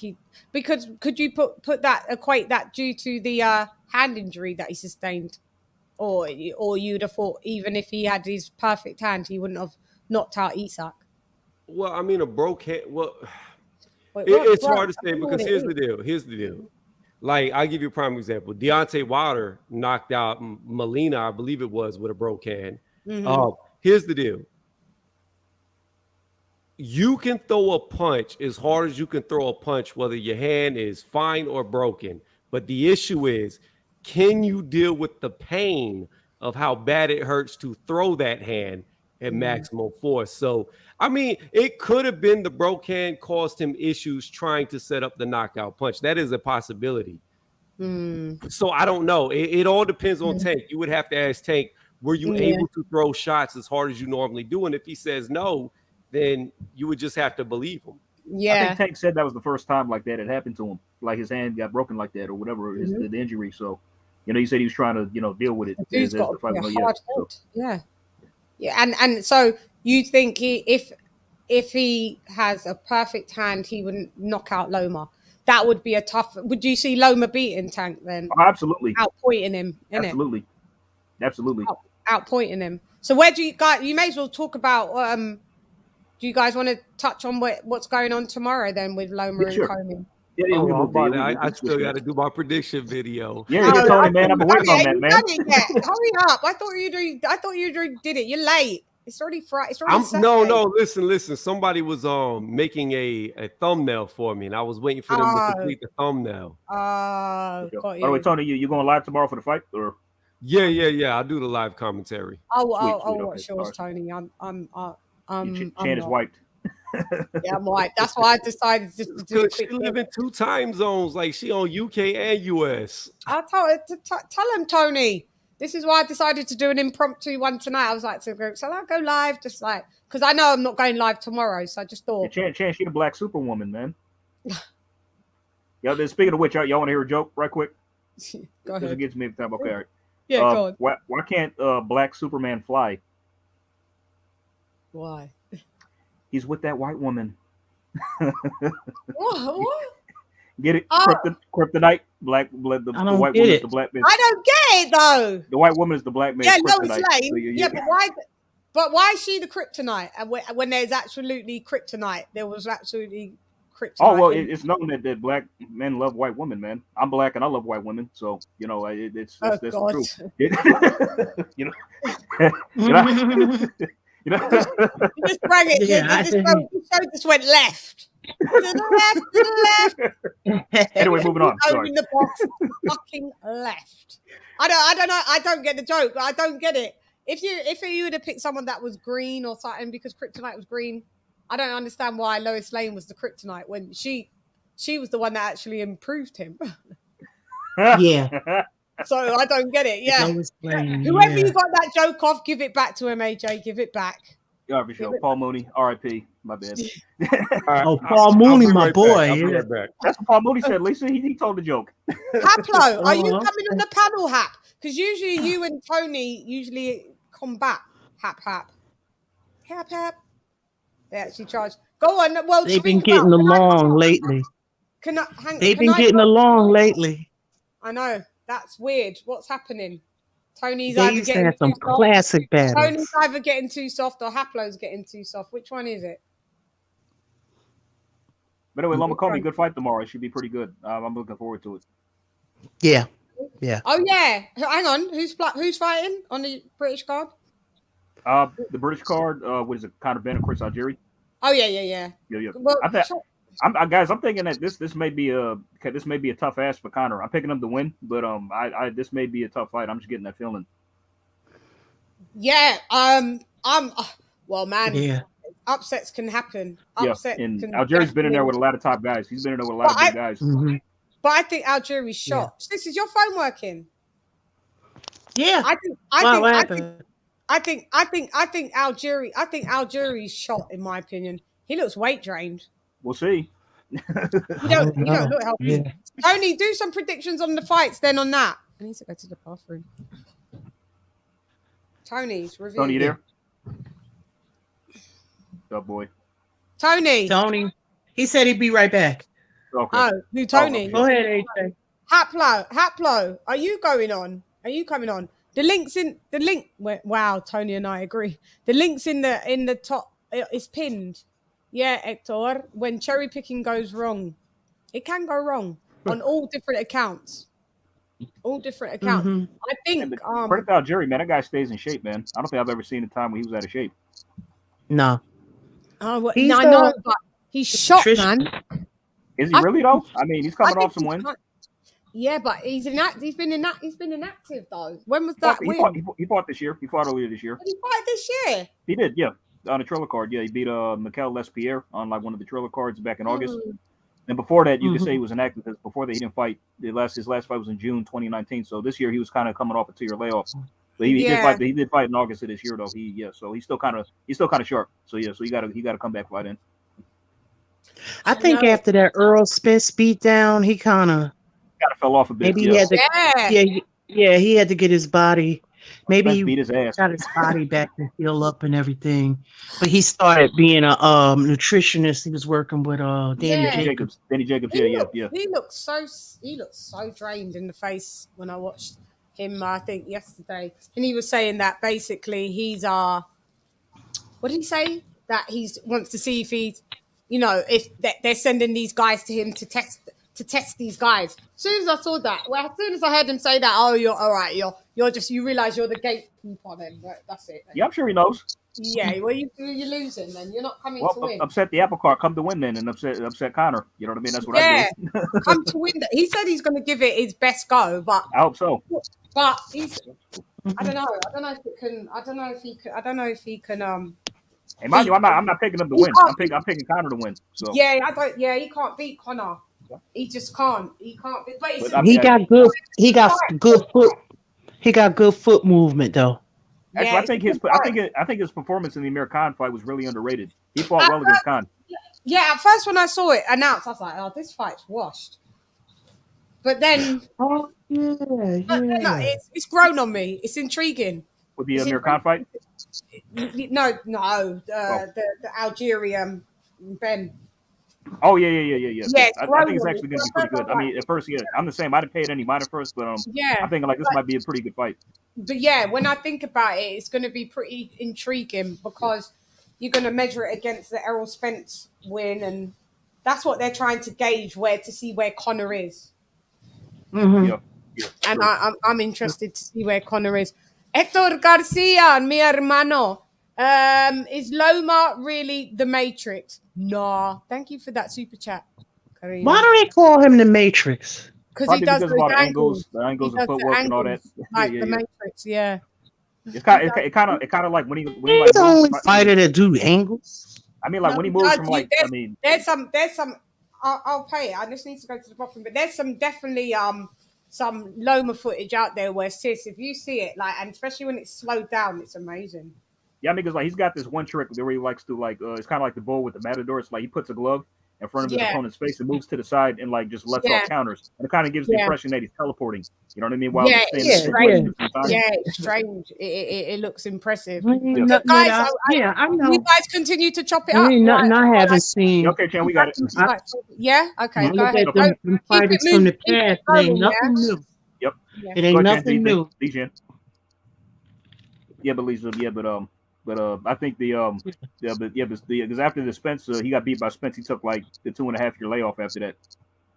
Yeah, I remember. Yeah, Spence beat his ass. I remember when he fought Paratnikov and he won a. Yeah, he beat Paratnikov. That was an upset time, I believe. So. Then after that, he went into the Pacquiao fight, got beat by him. I'm surprised Pacquiao didn't knock him out, if I'm being honest. So. Yeah, Paratnikov was my dude, boy. Oh, he was, man. Very underrated fighter. Very underrated. He probably gave Tim Bradley the fight of his life. Yeah, he did. And when he fought, what's that guy's name? What's that guy? That was a brutal fight. Let's see. What's Matisse? Lucas Matisse. Yeah, who won that fight? I can't remember. I can't remember. That was brutal. Yeah. Because Matisse was no joke, man. He could punch. He could hit. Yeah, I remember all those. He almost knocked out the Zab Judah in their fight, I think. Yeah, put him down and he hurt him real bad. I'm like, oh shit. Yeah, that's when me and my stepfather was watching fights and stuff. All these jokers today, like, whatever. Yeah, I know it's not the same. It just ain't. I mean, it wasn't like Antonio Mosley, Nicolino Loach, she just wasn't as fast as Loma. Yeah, but I know what you're saying though. Yeah. His defense was unbelievable, Nicolino. Oh yeah, it's just the dude was just literally, put his hands down and you couldn't hit this guy for nothing. I mean, it was just crazy. Yeah. You know what I mean? Just, move his head from side to side. It's like he knew where you were going to punch and win. It's people in history that people don't even know about. That's what I'm saying. Like, I mean, you ask like, you ask like most hardcore. Y'all ever heard of Nicolino Loach? No. I'm like, but I'm not even talking about Nicolino. I'm talking about people that people don't even know about. Yeah. That people couldn't even hit them.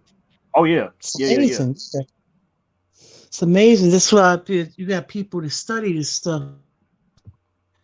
It takes a long time to study one boxer, especially a boxer with a. Just say if you was to study a boxer like Sugar Ray. If you was to study a boxer like Sugar Ray Robinson, you know how long that would take? Oh my God, man! I don't think they even have all his fights on film. You know what I'm saying? No. You have to read all these newspaper articles from back then and read books and look at the footage that he has, and Yeah, you but know, to then you correctly, have to to correctly gauge consult where a with fighter is, people. you definitely gotta watch a majority or all the fights. That's what I'd say. So, but Yeah, I mean, it's kind of evident that like how I think Loma would beat Tank because like Mayweather, they kept Tank away from him for years. You know, when he became a champ, he wouldn't unify, and he just kept saying like, oh no, we don't want the Loma fight. He's not ready Oh for Loma. man, All this mess. I remember that. AJ, right. adding to that, I remember whenever Mayweather was gonna let Loma fight him, and Tank was talking about they're trying to set me up. They're trying to set me up. Yeah, I remember that. Yeah, Who was trying to set him up? he was saying Mayweather and yeah. Oh yeah. Oh okay, I got You you. know what it Right. is? I think he just wasn't disciplined. They got to get him to be disciplined. Yeah. I Yeah. think I'm starting to see some maturity in Tank. You know, and it's coming slowly. He's 27 now, but I see more maturity in him than I did a few years ago. So, maybe it's the maturity level and how he lives outside. Yeah.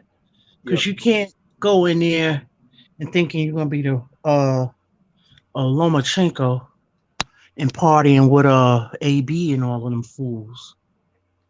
You know what I'm saying? AB is going to be a champ again. That's what he said on Twitter. I don't believe And that. maybe still anything could happen. That's true, but I don't know. I just can't see it. You know, I think honestly he might be a little shot now because like just he's still young. Yeah. It's like he doesn't take care of himself outside the ring. You know, he just doesn't have discipline. He doesn't. I think mentally something's going on with him. He's been done since he lost to Maidana, and I blame that on Mayweather because Mayweather immediately fought Maidana instead of allowing Broner to get the rematch. Oh yeah, because he said there was a rematch clause in the contract. Then he activated. That's what he said, or he said he was going to, right? Yeah. Broner was going to fight him again, but instead, Mayweather like got the fight, and he fought Maidana after Broner lost, and Broner he just never recovered after that. Like Lisa said, there's something mentally off with him since that loss, and I feel like if he would have got that rematch, then if he would have won the rematch, he may be a different person today. If he ran it back, yeah. Then why didn't he exercise his rematch clause? Did he have one? He did, but Mayweather did something to steal the fight. Man, well, that's Broner's fault. We can't blame everything on Mayweather. He wasn't lawyered up. I got you, but I'm just saying that Broner being one of Floyd's fighters, he should have let him run the rematch back instead Broner of was never. Broner was not a Floyd's fighter. He was about billions. He just hung around them, but he was never a Floyd fighter. Was he ever TMT or no? I'm pretty sure he was TMT before he was all about billions. But anyway, I'm wondering now, like, what? Maybe I didn't know. Yeah.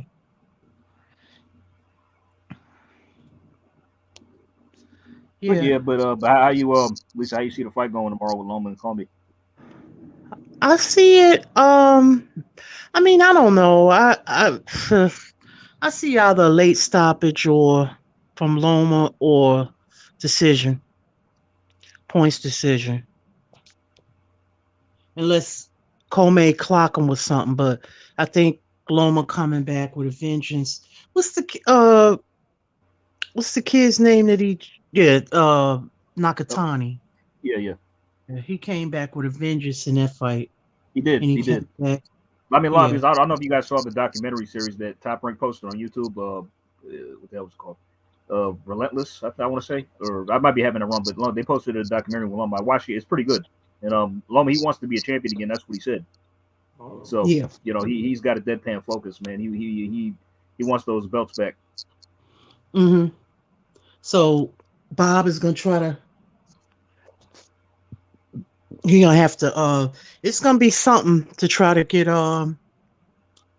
Kambosos, because it depends on how DeBella go. Well, the thing is, like, if sorry, one sec, Tony. It's just that, like, by the way, good looking. I just got the notification for the prediction.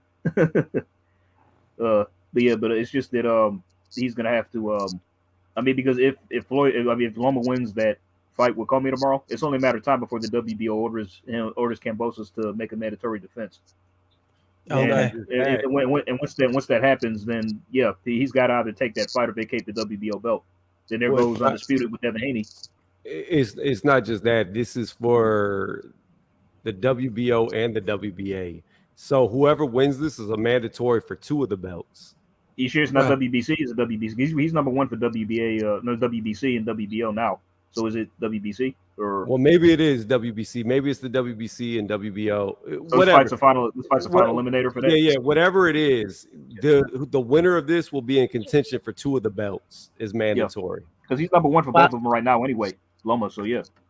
If I was Kambosos, I'd tell him, "You want to fight me? Come to the land down under." Oh, Loma would go there.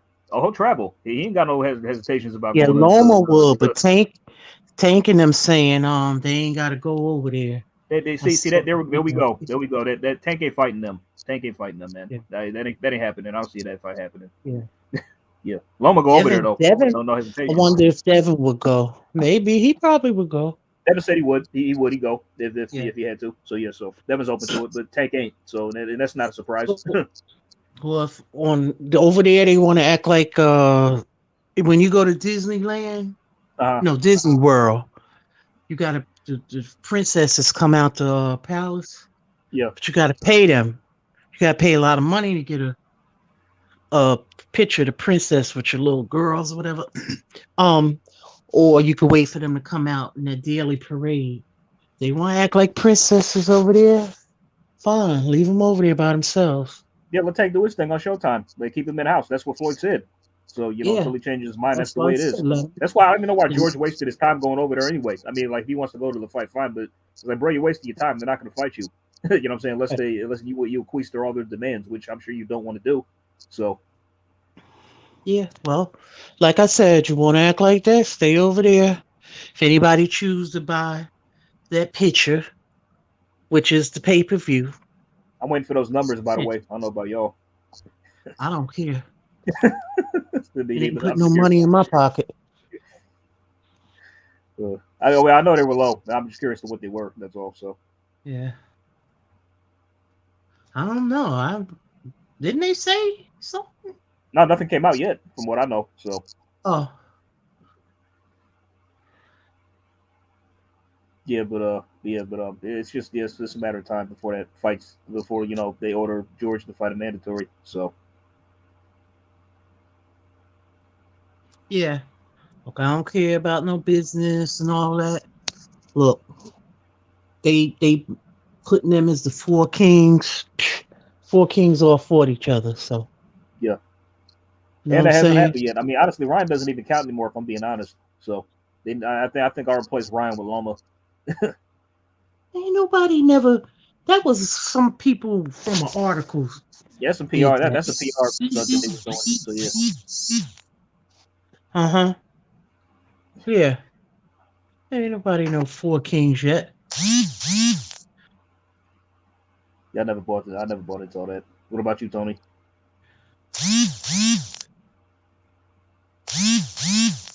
Tony, you there? Okay. Yeah, Tony. Drift off again. Yeah. So.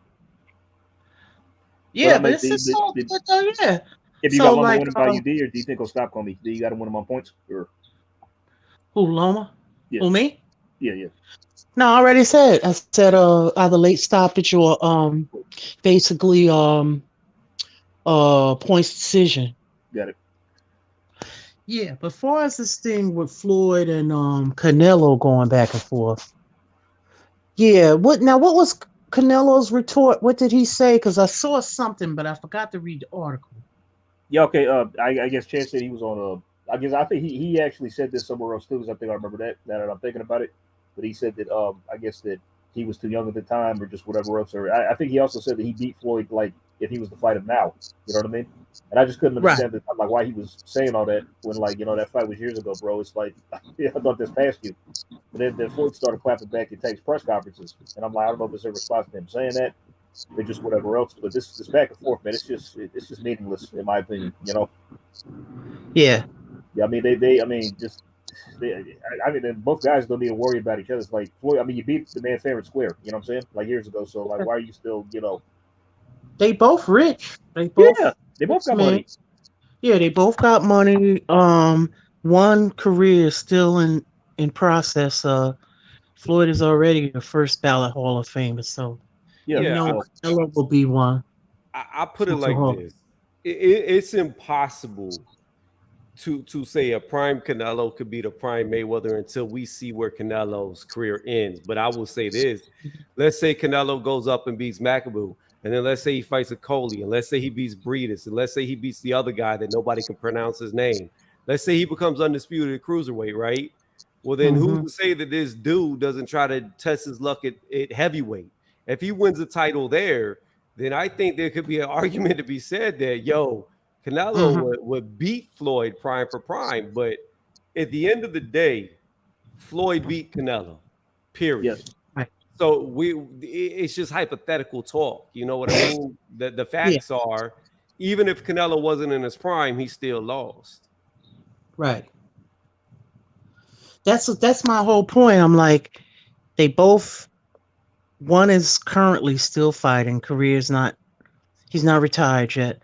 The other one is retired, Hall of Famer, first ballot. They both are great careers, Hall of Famers.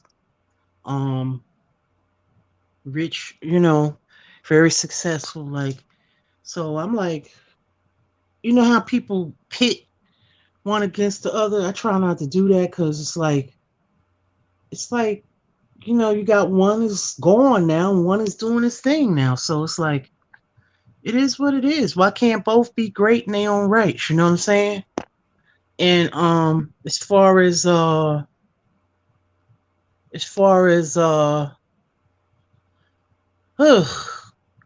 he still has things he could do. Like you said, he could be he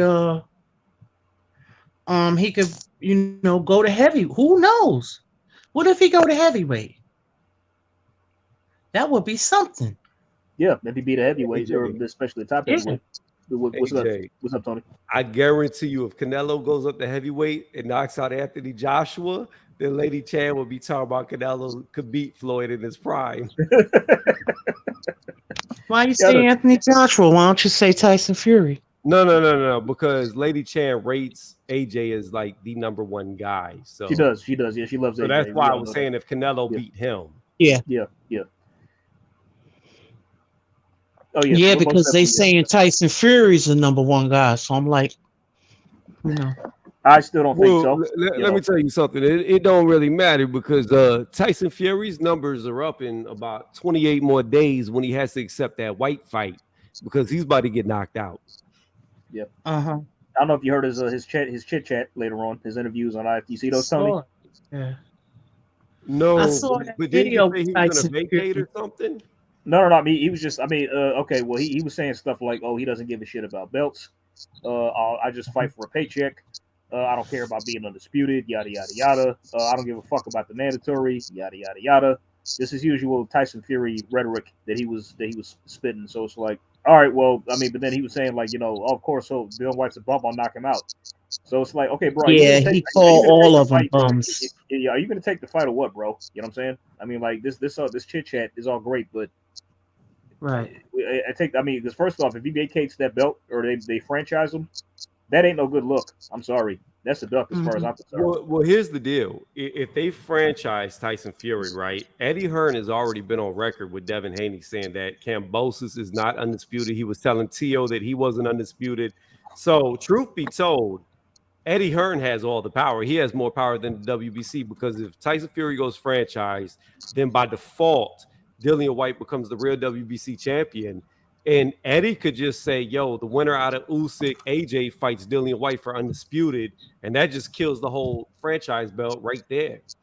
Yep, that's true. Now, I still want to... That'd be. Are you sure about that? If Eddie did that, it would, but I don't know if he would.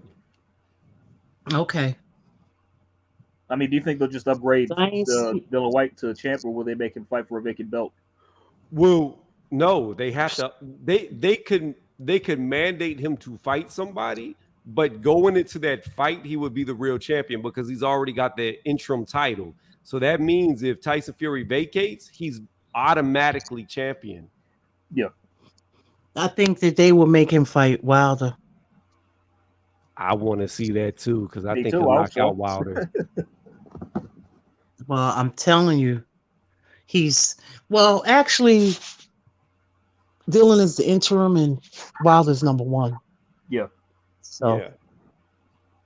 that's their way of sticking it to White for No, it's not. being a Lisa. thorn in their side, huh?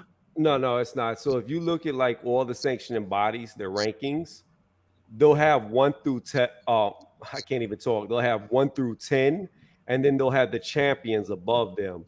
So because Dillian White is a champion, he's above number 1. No, I realize that. I said Dylan is the interim champion, but Wilder's number 1. He's the number 1 ranked contender at WBC. Yes, for number heavyweight. 1 ranked, yeah.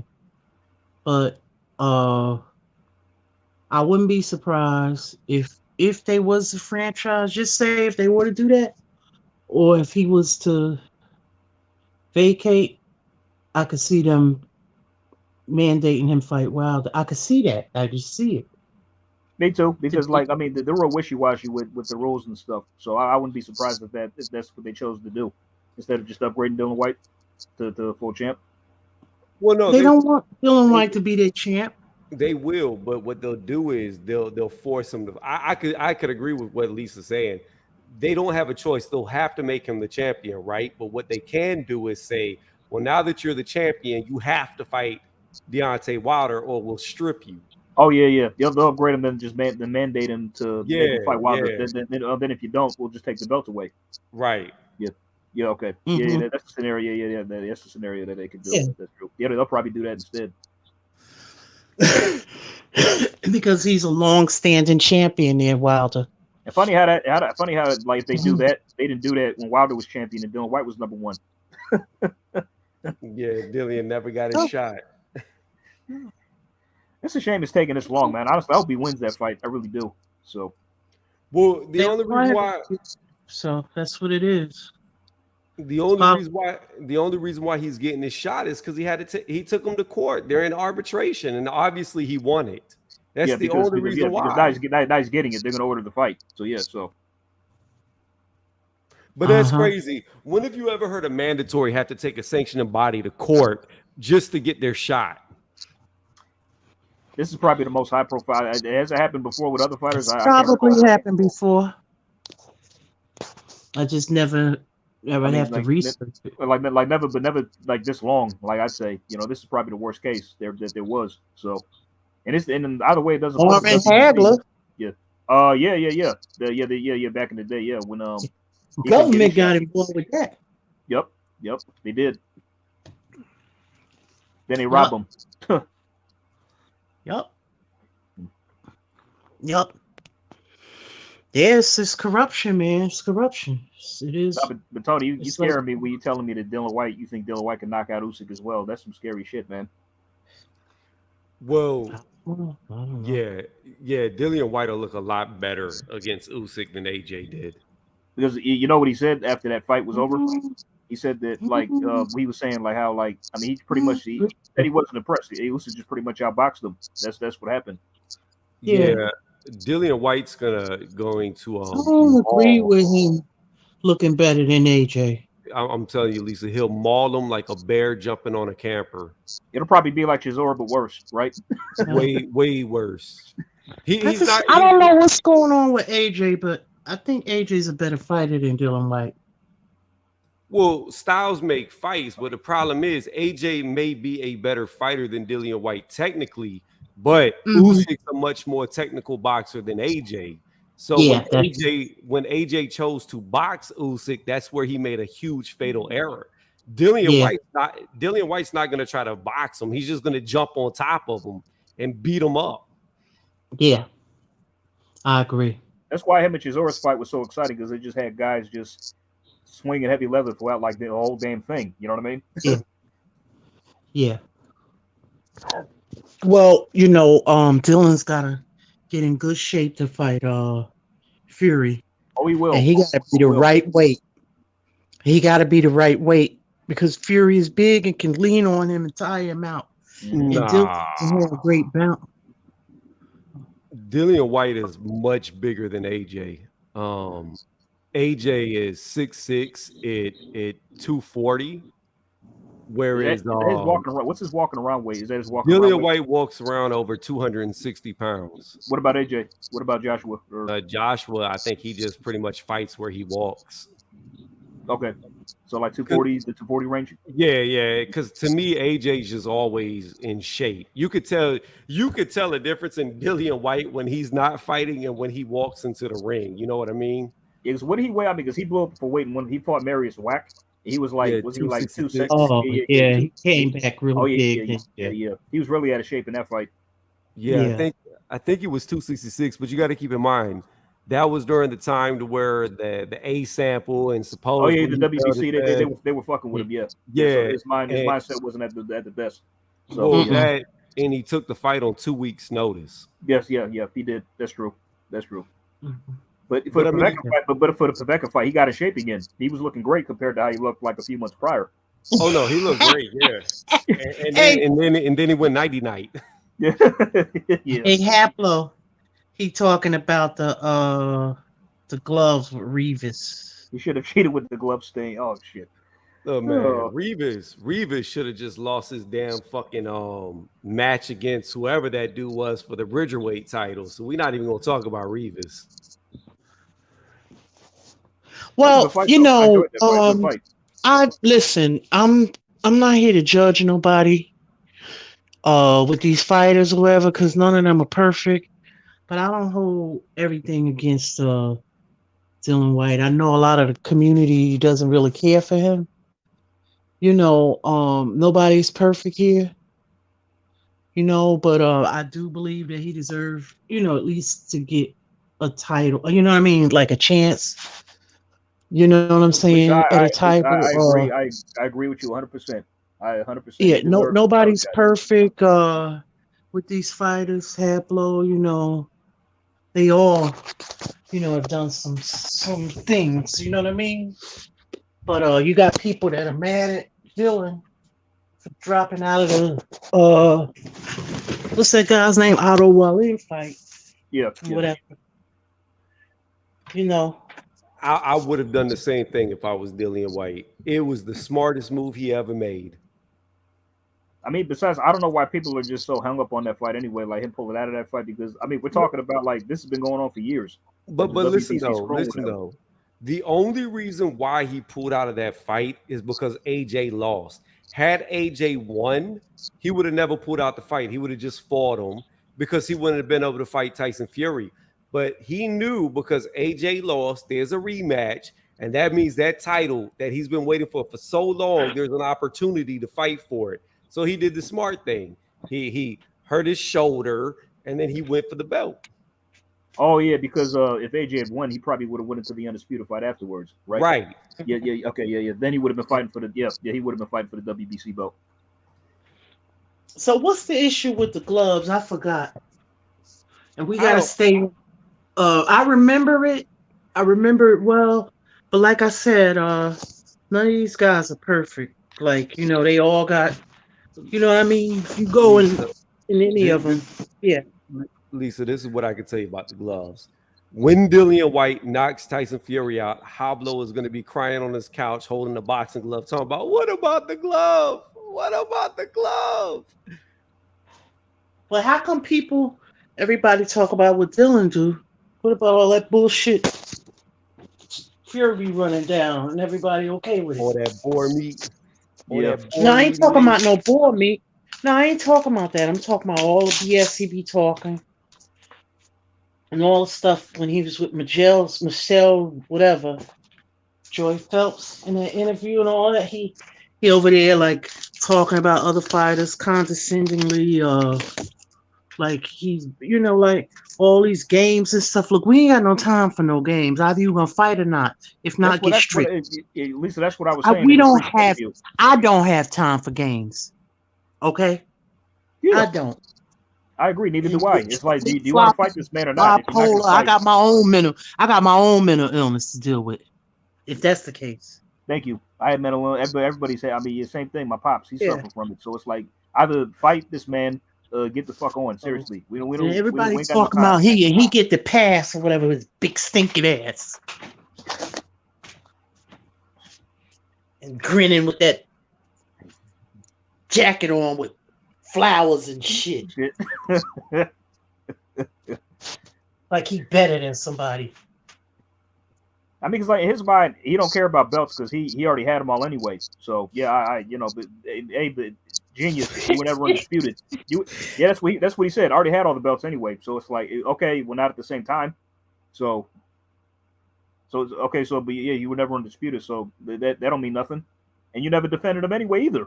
You just made one title defense against a guy you destroyed in a rematch like a year and a half ago. So that really doesn't count if you ask me. It counts, but then it doesn't. So this will be his first world title. Y'all should have seen that video. Did you see it? Which one? It was yesterday. Behind the gloves with him and Michelle. No, I didn't watch that one. No, okay, he had a maybe it was Versace. I don't know. He had a jacket. He had a blazer on with these big flowers on him, and he was just like, "Oh yeah, I did see this one. Okay, this one was on. Yeah, I saw that one. Yeah, he was talking like kind of like almost condescendingly, and like he was better. Oh, they all bums and this and that. Look, either you gonna fight or not. That's why I'd ask him. Be like, okay, all right, are you gonna take the fight? When they mandated, that's what I'd have asked them. It's like, okay, they're all bums, great. Are you going to take the fight or not? Yeah. She be right back. Haplo. Yeah, be right back with us in a few minutes. She said. She texted me. All right, y'all. I am going to listen to y'all from the couch. I am about to go to bed. Y'all have a good night. Night, Tony. I'm gonna check out that prediction, man. All right, I'll check out your prediction, Tony. All right, I appreciate it. Yeah, no doubt. All right, thanks for coming through. Yeah, go ahead. Let me just say it while I'm here for LadyChann, because give us some content. I got Lomachenko 8th to 11th round knockout. I'm not gonna break it down, but I just see Loma knocking him out. Yeah. Same. I'm with you there. Late stoppage. That's my guess is. I get him. My prediction is between around 7 or 9. He'll get him. She said she'll be back in 5. She just texted me. Sweet. All right, y'all have a good night. All right, Tony. You Take too. It easy, man. All right, Tony. Now Tony is the master predictor. He is. But he be scaring me with some of the shit he's saying now. Yeah, he be getting stuff right now. Hey, like, I was listening to the part where he said that he was predicting Cambosos. It's like y'all gave him so much shit for that. It was hilarious. No, I don't see it, Tony. Nah, Tio knocking him out. Nah, man. Tony, be good. He is, man. I gotta start betting, man. I really do. She'll be back in less than 5. She just hit me up. Yeah. If you're a betting person, that's probably the one to go with. But I'm not a betting person. Yeah, true. Because it all goes well till you get it wrong. Yeah. Especially on those underdogs, you make a lot of money off of those. Oh yeah, that's how you make coin. Yeah, I mean, you bet on the underdog. Like one person said that, my coworker said that he bet on the Cambosos fight. He bet on Cambosos to win, and he won like 10 grand. Whoo, nice. That's a nice come up right there. Yeah. Can you imagine the people that put money down on Isaac Cruz? Oh yeah, and yeah. Won, and then I know they were pissed. Oh yeah. I know somebody who made a bet. I'm sure I know how much he bet, but I don't think he was too happy about it. But I mean, but I want to see Isaac Cruz again, man. I want to see him back out there, some more fights. because there was a That's what I poll was up. saying. Yeah, Can't count these boxes out. Yeah, we I think there was can't a poll count. up saying. I think there was a poll up by Ring IQ. He was asking who would win, Isaac Cruz or Ryan Garcia. I picked Isaac Cruz. Yeah, yeah, you can't count these fighters out because you just don't know how they're gonna show up tonight. Then he take the full 12 rounds. It's like, damn, bro. You know what I'm saying? Yeah, because remember, like we was talking about, Gotti Ward earlier, right? Yeah, So I was like, listen, Arturo Gotti might not have been Floyd Mayweather, but he was not a bad boxer at all. No, he's still And a good he fighter. boxed on his toes too. He boxed on his toes. He was not a bad fighter. He had pretty decent speed. Yeah. Not the Floyd Mayweather speed. And when it came to Mickey Ward, Mickey Ward was a nasty body puncher. Oh, that left hook was no joke. Yeah, that left hook of his was no joke. To the body? Yeah. Woo. Oh, so, I mean, they had some skills. Yeah, they definitely had some skills, you know. There was a lot of skill in that fight, you know, but it was a lot of heart, too. Yeah. Oh, okay, Hector. They were tailor-made for each other. Oh, I won 12. Oh, yep, see? Yeah, that's what's up. That's what's up. Yeah, that's lovely. Yeah. You know, so I don't count these fighters out because you just don't know. You know what I mean? I mean, when he fought Floyd just had he was way too much for him. That's all. You know what I mean? Floyd just had way too much skill for Gotti. And didn't he fight him after all three of those wars? Yes, he did. But yes, he did. But even still, I still think Floyd was the better boxer.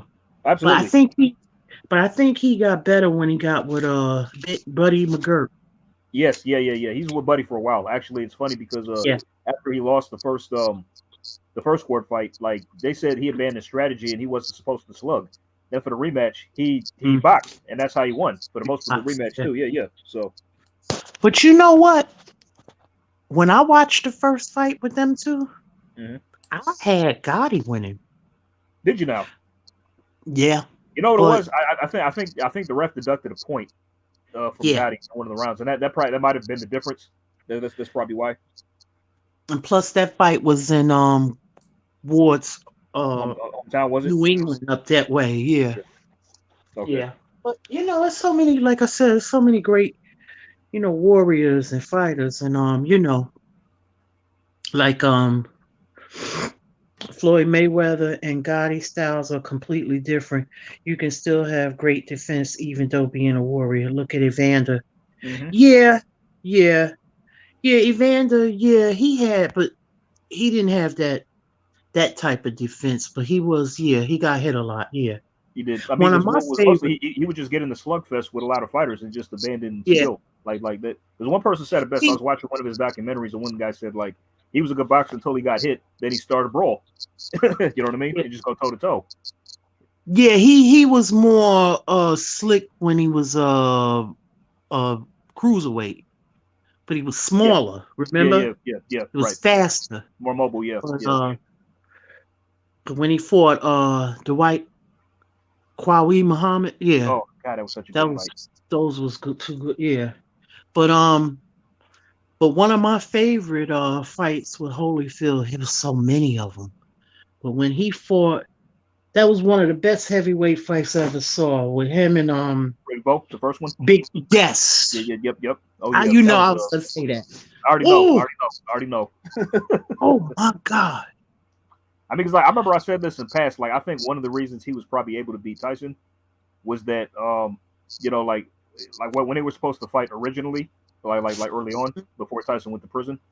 Like, you know, I think that Holyfield, he had like, you know, he had been in a lot of wars with other top guys like Burt Cooper, the Bo trilogy, Ray Mercer, and I thought, and like even though it wasn't prep work, I kind of looked at it as like prep work for Tyson whenever he eventually got in there. So by the time he got in there with Tyson, you know, Tyson Tyson really couldn't do anything to him or hurt him, you know, right? Because he'd already been in all the wars with these top guys. Stay away from him. Yeah. I mean, but that remains the question. I wonder, like, I still would have wondered who would have won if they fought way back when they were supposed to, you know. I don't know, man. Yes, that's a hard ask. Prime Tyson. Yeah, like back like early '90s when he was supposed to fight. Him early Tyson before, maybe, but like I don't know, but at that time he wasn't. I don't think he was heavyweight then. Who Holy? Yeah. Yeah, I mean, Maybe not. I just meant like when they were supposed to fight before Tyson went to prison, like they fought, like the fight that actually came off then, you know. So yeah, so it would have been a war. Yeah. Oh, and I know that for sure.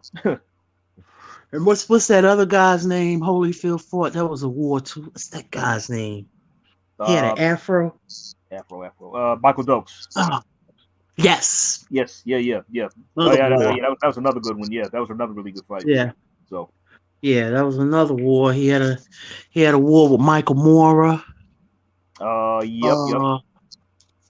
He lost that first fight. Yeah, Moore beat him the first time. Then he rematched and then he knocked out Moore. It wasn't even competitive. Yeah. I don't think really. So yeah. So. Did he fight? Did Holyfield fight?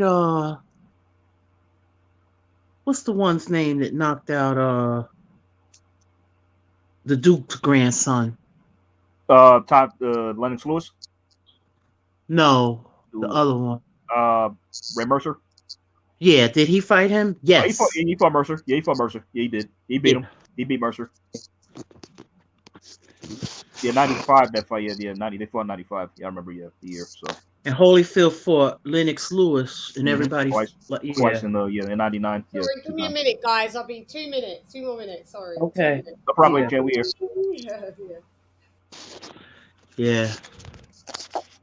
But you know, it should be a Holyfield. It's like, man. Matter of fact, Boxing Legends BLTV Extra on YouTube, they actually released a good tribute video on Holyfield. If you want to see it, I can send it to you if you want to watch it. It's pretty good. It was a good rundown. Oh. I think you really like it. I think you really like it. Yeah, I like Holyfield. Yeah. At first, you know, I was more of a Mike Tyson fan, but I had to really appreciate Holyfield, and you know, because he was just, you know, what he did was, you know, crazy. You know, there's so many people from back then. Yeah. To this day, he remains the only guy who was undisputed in 2 weight classes, if you could believe that.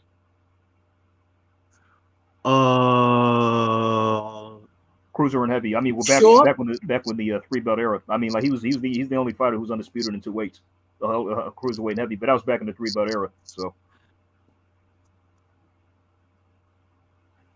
Oh yeah, the former. Are you sure in history? I think so, if I recall. I might be wrong, but like if I could, just the top of my head, I think so. I don't think there's never been another fighter who's been undisputed in 2 weight classes. Okay. Yeah. The Foreman fight was a good fight too. Yeah, haplotype Foreman. And yeah, that was a really good fight actually. Oh yeah. Foreman. Yeah. I don't know what was in that guy's chin. That's just crazy. Like Holyfield was just hitting him with bombs.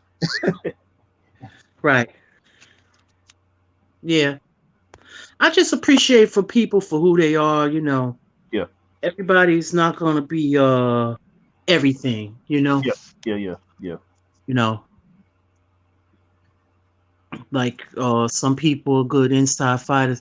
Hey, to be honest with you, to me, and I always say this, good inside fighting is heads side to side and banging it out. Yeah.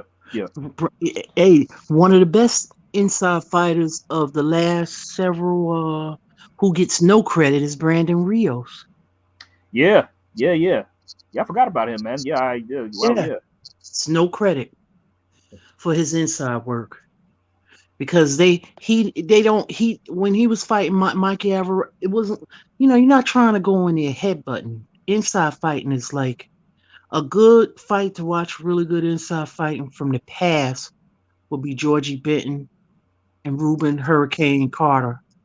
Yeah. I saw highlights of that fight. Yeah. Right. You got to look at side to side. The head side to side, and they just going banging it out. You know. That's how you know what I mean? You ain't coming in head first, and you know, he used to, Hurricane Carter used to spar with Sonny Liston. Oh yeah. Oh boy. Yeah. Killers, yeah. But you got some killers out now. They just gotta, you know. Yeah. You know. Right now, Canelo really like a throwback when you talk about, like, he got like a lot of that old throwback style about him. He does. You could tell he studies the greats. You could tell that. Yeah, he tries to implement that a little bit into his style, I'd say. And that's what it's about. You got to study your craft. You got to continue to hone your craft. You got to not think that you made it just because you got money. You got to act like you're poor. I mean, that's what I like about Canelo. His hunger. It's like he doesn't let his wealth or his achievements change him. He stays hungry. He stays in the gym. He stays dedicated to the craft. Yeah. I mean, he's somebody who actually really loves the sport of boxing. He really does. Yeah. Because when it's all gone, when you're gone, you're gone. That's it. And you that's got why, your that's money why right. I mean, like I got my Canelo criticisms. I'm not a huge fan of his, but I do. I mean, you can't deny what he's done. The man's a good fighter. You can't take that away from him. You can't. Hey, Pablo, get these idiots out of here. Black light. What the hell? All right, yeah, they need to go. Any BLM racist man? Don't people have anything else better to do? I guess not. All right. Yeah, well, fuck you. Get the fuck out of here. All right. Remove. Bye-bye. And be miserable by yourself. Where these people be coming from? I swear. Jeez. Where's Haplo at? He's still there? Let me see. I'm looking. I removed the guy. I took him off. This Dividus, whoever he is. So. Yeah. Just miserable and got nothing better to do. It's pathetic, man. Jump off a cliff. Yeah, glad LadyChann gave me a wrench. This is useful. Yeah. But I mean, I was just saying, I respect Canelo's mentality and his mindset. Yeah, Now, like, I just wish, Who was those losers? I don't know. I don't know who we got rid of them. I hope they jump off of a cliff. I was just dying when you just said off a cliff. I was just dying. It's a good thing I was on mute. I was just dying when you said pathetic. That. Like, you ain't got nothing better to do. Why don't you fucking go? Why don't you go get some pussy? I know, because they can't get none. The closest that they can to try and get some is by being on the lives with us, sis. It's the closest that they get to females. Yeah, it's pathetic. That's why they... Stuff is a mental illness. Get some help for yourself. Has they been removed? Please. Yeah. They've been removed. Hector, you removed them, right? I did. I got rid of them. One Hector, guy. I need to give Hector a wrench as well. Hector Garcia. Yeah. It's pathetic. Hang on, I'm coming back on. Let me just give you Hector. Go sit on somebody's couch or something. Take some medicine. I know. This is what. Oh, Hector, you're moderator on there, Hector. So you could have just took him off, Hector.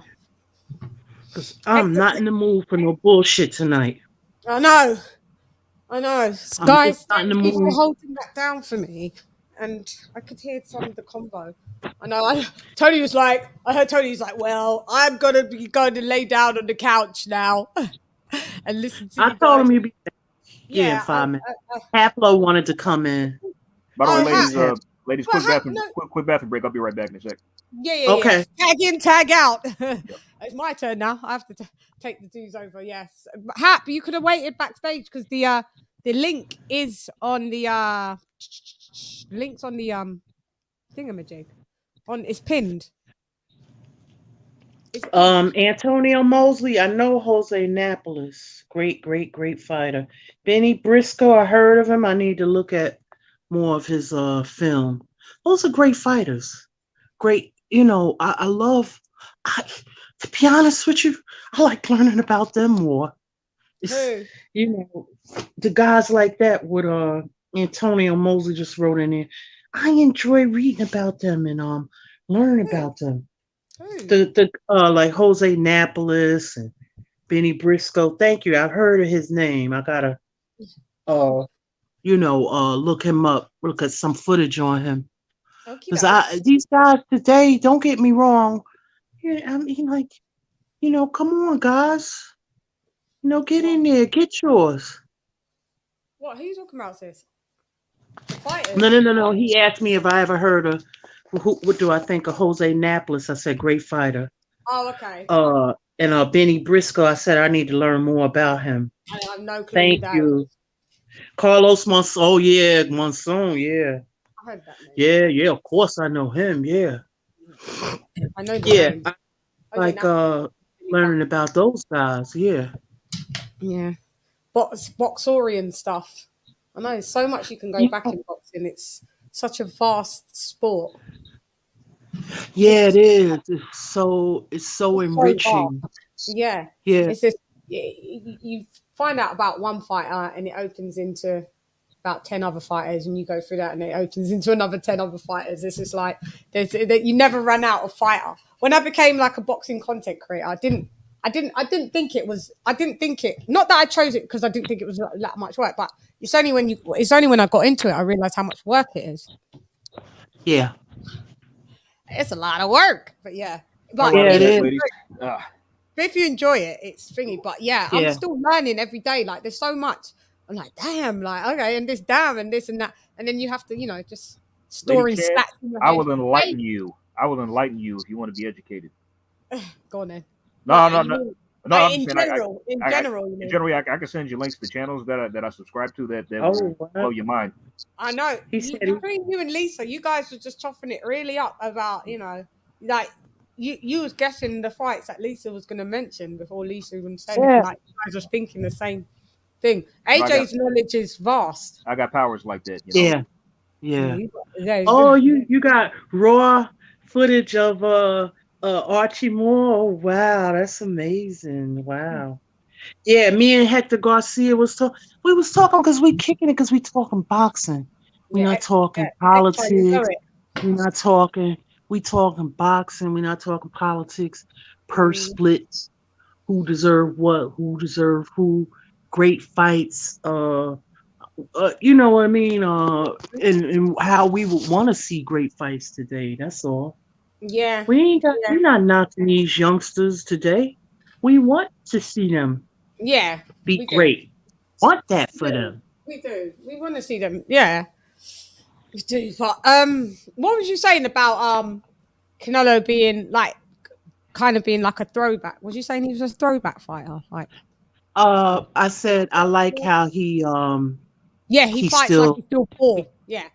Yeah, that's right. the commendable thing. He don't let the silk pajamas get in the way.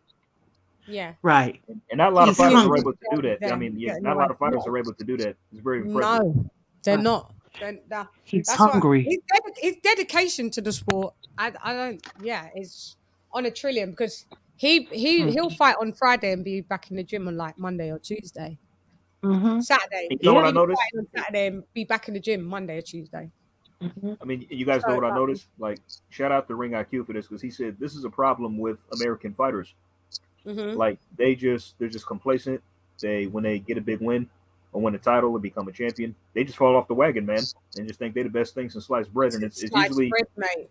It's usually like just fighters who aren't American, i.e. Canelo, who's Mexican, i.e. Lomachenko, who's Ukrainian, Usyk, who's Ukrainian, George Kambosos, who's Australian. These are the hungry guys. The foreign guys stay hungry after they win. Yeah, they keep winning. They got discipline. Mm-hmm. It's about discipline. Because boxing is really a poor man's sport. Yep. But it's the working class. The working class. Right. We call it like the manual laborers, like that. It's the working class sport. We call it. Yeah. Mm-hmm. Yeah. It is. It's the poor man's and sport. During those times, it was really, a different time. Yeah. But now, they're making big purses, with these fights, or they make money from pay-per-views, and they seem to be I don't want to say complacent, maybe that's the word, or even not complacent, just satisfied. Mm-hmm. They're okay. Okay. Yeah. Complacent. It is complacent. Like you guys know it's a great analogy. You ever seen the movie Creed or Creed 2? Yeah. The Creed movies? No, I never ever watched it. Okay. Is that a cardinal sin? Because I didn't really watch it. I think I may have been in hospital at that time when that was all popping off. But yeah, I didn't watch it. I didn't have that much interest in it. That's the one with the black guy. Yeah, they're a spin-off of the spin-off of the Rocky movies. Yeah. Yeah, Michael B. Jordan. That was good. Yeah, they're pretty good movies. heard it was aight, but yeah, no, I didn't. Yeah. I never mean- ever saw it. It's not that I'm against seeing it. I do want to see No, it. no. I get you. I mean, but anyway, there was like a line of dialogue that he had in the movie after he became champion, and he just said something talking like he was talking. I think somebody who was his mom or something like that. Talking like, you're the champion, aren't you? Not have like he goes, you're the champion. Like you should be happy. It's like, why don't I feel like it? It's like even though he became champ, he was still looking for like self validation and worth. Yeah, and I think, and I just say that because I think that's just the mindset that every fighter needs to have when they finally, get the wins under the belt. It's like, because then doesn't stop there. It's like George, he's a wanted man now, man. Everybody's got his name in their mouth. You know what I'm saying? So like, dude, bro, you're a target. You need to stay on point. And he is. He posted videos he's in the gym, on the treadmill. Like he's staying hungry. I'm happy about that. I hope he can hang on to the belts for a while, if I'm being honest. Yeah. So I need to watch it. Yeah, never watched it. It's probably a surreal experience for George Kambosos. Yeah. Because he's still on his cloud, but at some point he's got to come down and look at it like, Who beats Kambosos in 35? A lot. I say Loma's got it. I give Loma a chance to do it if he was to fight him. I don't know. I say, let's see. I'm thinking. No, I'm not. I don't think Ryan could do it. If I'm being honest, because Georgia, he's tough stuff. He's tough as nails, man. He proved that in the TO fight. I think Loma does it. I don't know about. I'm not sure. Maybe not. Maybe Devin Haney. I give him a 50-50 in that. I give that a 50-50. Yeah. Maybe slight edge to George. Maybe slight edge to George. Yeah, maybe slightly edged up. I don't know. I don't know. It's tough. A hungry man is a dangerous man. Yep. It is. Yeah, that's what I'm saying. Yeah. Yeah, that's true. If he go in there with that Canelo mindset, that's what I'm saying. He may love being where he at, and will keep it by any means necessary. Because I'm watching interviews with George. He's saying like, I got the belts now. I'm not trying to lose them. You know what I'm saying? But they're going, mate. He better make as much money as he can quickly.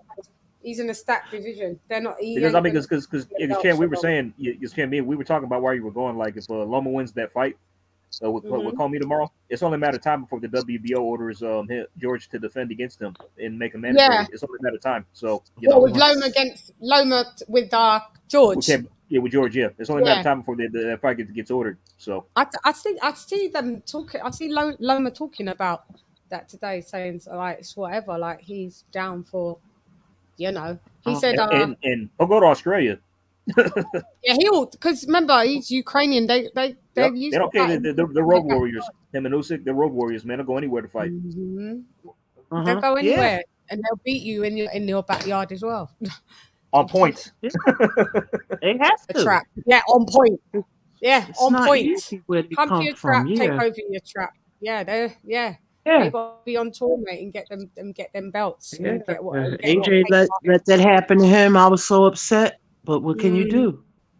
I know. Can't let nobody take your stuff. Over the trap. Usyk was like, I'll take your belt, AJ. All of them. Now I can see if AJ made the fight close. I can see if Joshua made the fight close. It could have been a controversial decision, but it wasn't. Usyk made it so decisive that the judges couldn't rob him. Yeah, I had it 8-4 Usyk. Yeah, I had a 9-3. You could argue for 8-4, but Usyk dominated, man. He schooled AJ. He really did. Yeah, I had it 8-4 because I did a rewatch. Because when I first watched it, I think I had it 9-3, and then I did a rewatch and it was 8-4. Yeah, Usyk. Yeah, that was that. He got beat. He got decisively beat. Yeah. Yes, absolutely. He didn't get washed. He didn't get washed, but he got beat. Yep. Getting washed is, I would say, like Lyndon Arthur got washed all of those 4 rounds. Like there was one round, but he got washed. Yeah, he got washed. Yeah, that was Anthony wasn't playing, man. He wasn't playing. Yeah, he wasn't playing. Tunde will be on next week. Tuesday. He's supposed to be on me, but I had to reschedule with me. So he'd be on Tuesday. We get to ask some guys. We'll have Tunde Ajayi. We get to ask some questions and chop it up with Tunde, and also we'll have Spencer Fear on next week as well. Great. Yeah. So I'm sorry. And Frank Warren dropped Arthur, right? Yeah. Say that again. Frank Warren dropped Lyndon Arthur, right? If he won, he stayed in contract, and if he lost, he got released. But I heard Lyndon wanted to leave anyway, so. Oh, okay. Out to him. I mean, like, hey, Lyndon could come back. I mean, I can see him in a lot of more good fights. I can see Lyndon in a lot of big fights. LadyChann, lunch is on me and the TBV crew. John Lejeune. Did I say your name properly, John? So are you from the Boxing Voice? Which I don't know. I don't remember you. Do you call in before? Oh, John, you came on. Yeah, no, yeah, and I I said remember. French. Is that the same geezer? Are you from TBV though? Okay. So when I come over to the States, lunch is on you. Lunch is on you, June. No worries. That's a nice thing to She say. part of the TBV crew too. Yeah. Yep. So yeah. So it'd be Team TBV, will it? Yeah. All eating lunch. Yeah. No worries. What part of the States are you from, John? What part of the States are you from? Haney would beat Cambasos. Héctor, muy interesante, pero depende. Possibility. Yeah. Depende también, sí. Yeah. Chan, thoughts on the fight tomorrow? You got any thoughts on anymore? Oh yeah, because we were just talking about this. I'm stuck. Thanks, Antonio. I'm a bit stuck. I am. Oh, you live in Oregon, Coolio and the gang. That's the Midwest, right? The Midwest, Oregon. Midwest, yeah. West Coast. I thought it was the West Coast. West Coast, isn't it? Yeah, it is, isn't it? They're on West, so they're on your time, AJ. Listen, I gotta look. Hold on, I gotta make sure because I thought Oregon was West Coast. Hold on. Yeah, Oregon is West Coast. Yeah, West Coast. It is okay. Yeah. I think. Yeah, I think so as well. You're right. I thought it was Midwest, but it's on West Coast. Yeah, but it's West Coast. So where I'm stuck is with how I'm stuck is that Loma wins, but I don't know if it's going to be a stoppage or if it's going to be a decision, because Comey, because all right, we're not doing this triangle theory, but he's going to have to. He's fought Nakatani and beat Nakatani after Teo beat him, and now it's Comey. So Teo beat Comey in 2 rounds, didn't he? Was it 2 rounds? It was 3 2. or 2. Yeah. Oh, okay, 2. Yeah. Teo beat. Yeah. I don't see Loma dropping him in 2 rounds, dunning him in 2 rounds, but I do see Loma edging it. I see it 60-40 Loma, but I just don't know if can Loma stop Comey? Oh, yeah, absolutely. I believe he could. Yeah. I got him by stoppage late anyway. I'm picking him by late stoppage anyway. What he breaks you down, Loma. Loma Lisa said Loma dissects you and breaks you down slowly. Then once he does that, he'll get you out of there. Comey though, with small Loma, I don't know. That's why I'm stuck. Because Teo was big for 35. And Teo's naturally Teo's a way bigger puncher. Yeah. I just don't. Yeah. I'm just gonna go with decision. Loma. Okay. Yeah. But you got Loma winning no matter what? Yeah, I've got Loma winning, but on decision. Yeah. I just can't see him getting the stoppage on Comey. I don't know. I keep putting it in my head and visualizing it, and it keeps going for no. I don't. There's a first time for everything. Yeah. But if there is a stoppage, I'm like with what you guys are saying. Yeah, it will be late. You'll just pick him apart. But yeah, I just don't see a wave off. I don't see. I don't know. We'll see. But yeah, definitely Loma decision, and it's going to be that one's going to be pretty unanimous in my opinion for that one. It's pretty wide. Yeah, probably a very wide point for you. Yeah, it's going to be you. People remember like before he fought Nakatani was never stopped before. He had only 1 loss, and that was the Teofimo. And I think Loma was the first one to stop him as well. Yeah, that was impressive. But Nakatani, like I said, he wasn't the same after Teo fucked him up. No. It's not the same geezer. He took a lot of damage when he fought Verdejo, right? Yeah. Took a lot of damage. Yeah. I think did he break both his orbital bones in that fight? I think he did. Yeah. Oh wow. Yeah. And what was the other thing? Did he have brain aneurysm, sis, as well? I know from Teo he had brain. He was in the hospital for a while. Yeah. He had brain. Yeah. Brain bleed. Oh, brain bleed. Yeah, he had an aneurysm. Yeah, man, he's not been the same. I don't think he should fight no more. I agree. I think you should probably hang him up. Neither do I. That's too much That's damage what I'm to saying. be That's young what I'm like saying. that. Yeah, Comey's a savage. That's what I'm saying. Yeah, he's a Yeah, but savage. Chad, the Comey's comeback fight, the one I sent you with Jackson Marinez. Jackson Marinez is the guy who got robbed against Rolly Romero last year.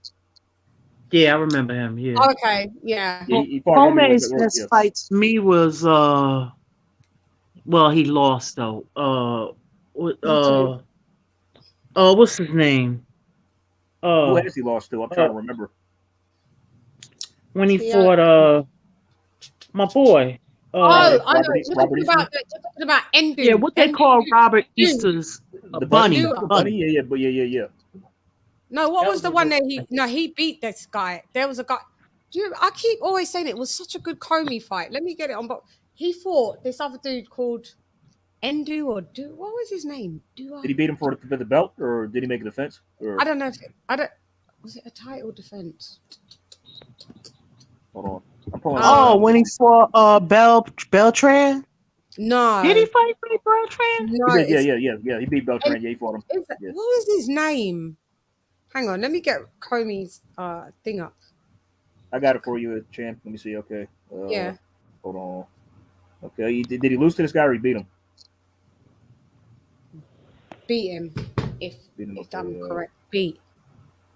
It's an unusual surname. Oh, let's see. Unless my memory's not so. Isa Chaniev, that him or no? Oh, Shardanov. Shafikov, was it Shafikov or no? Shafikov, yes. No, he lost to Shafikov though. He didn't win that fight. No, it's not that one. Is this? Have I got the right? Let me see the box right. Maybe I've got it wrong. No. He beat Jamal Herring too, Shafikov as well. No, it wasn't. No, it's not Comey then. It's not. No, it's not him. Oh.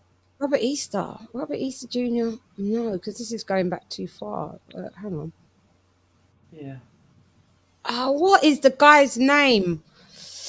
Every time I try to think of it and I say it on panel, nobody ever knows it. So it's a strange surname. It's another, but I'm sure Comey fought him, but he's not on the box rep. Who else was it then? Strange. Who else did Teo fight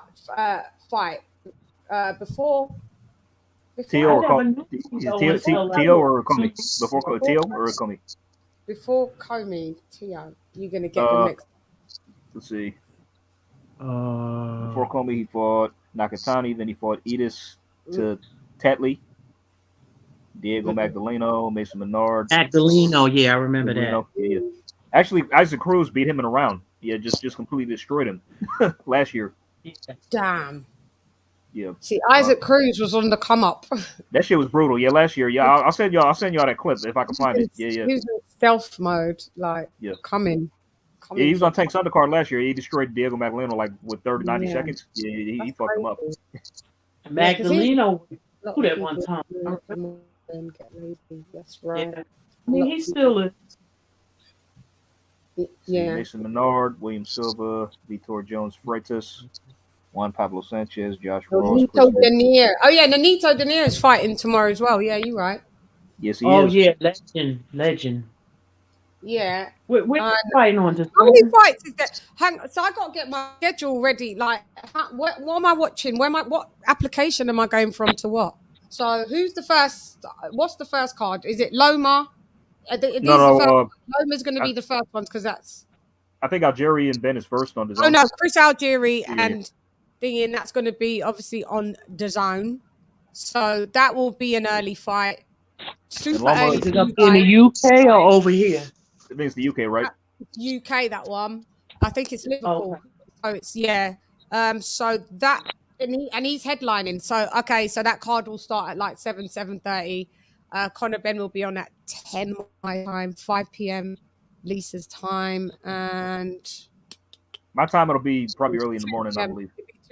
The card will start in just late morning for you. That's so wild, AJ. And then the main event will be like 2 p.m. you. 2 p.m. to 2:30, and then after that, then it goes in. What's the next on? Who's the next on the Loma Comey? That starts at let me see the main what event is that on? That's on ESPN Plus. Yeah. That's Yeah. oh, is it on free? Oh no, is that free? Free TV? Oh, that's on Sky for you guys, I think, right? I think it's on Sky for you guys.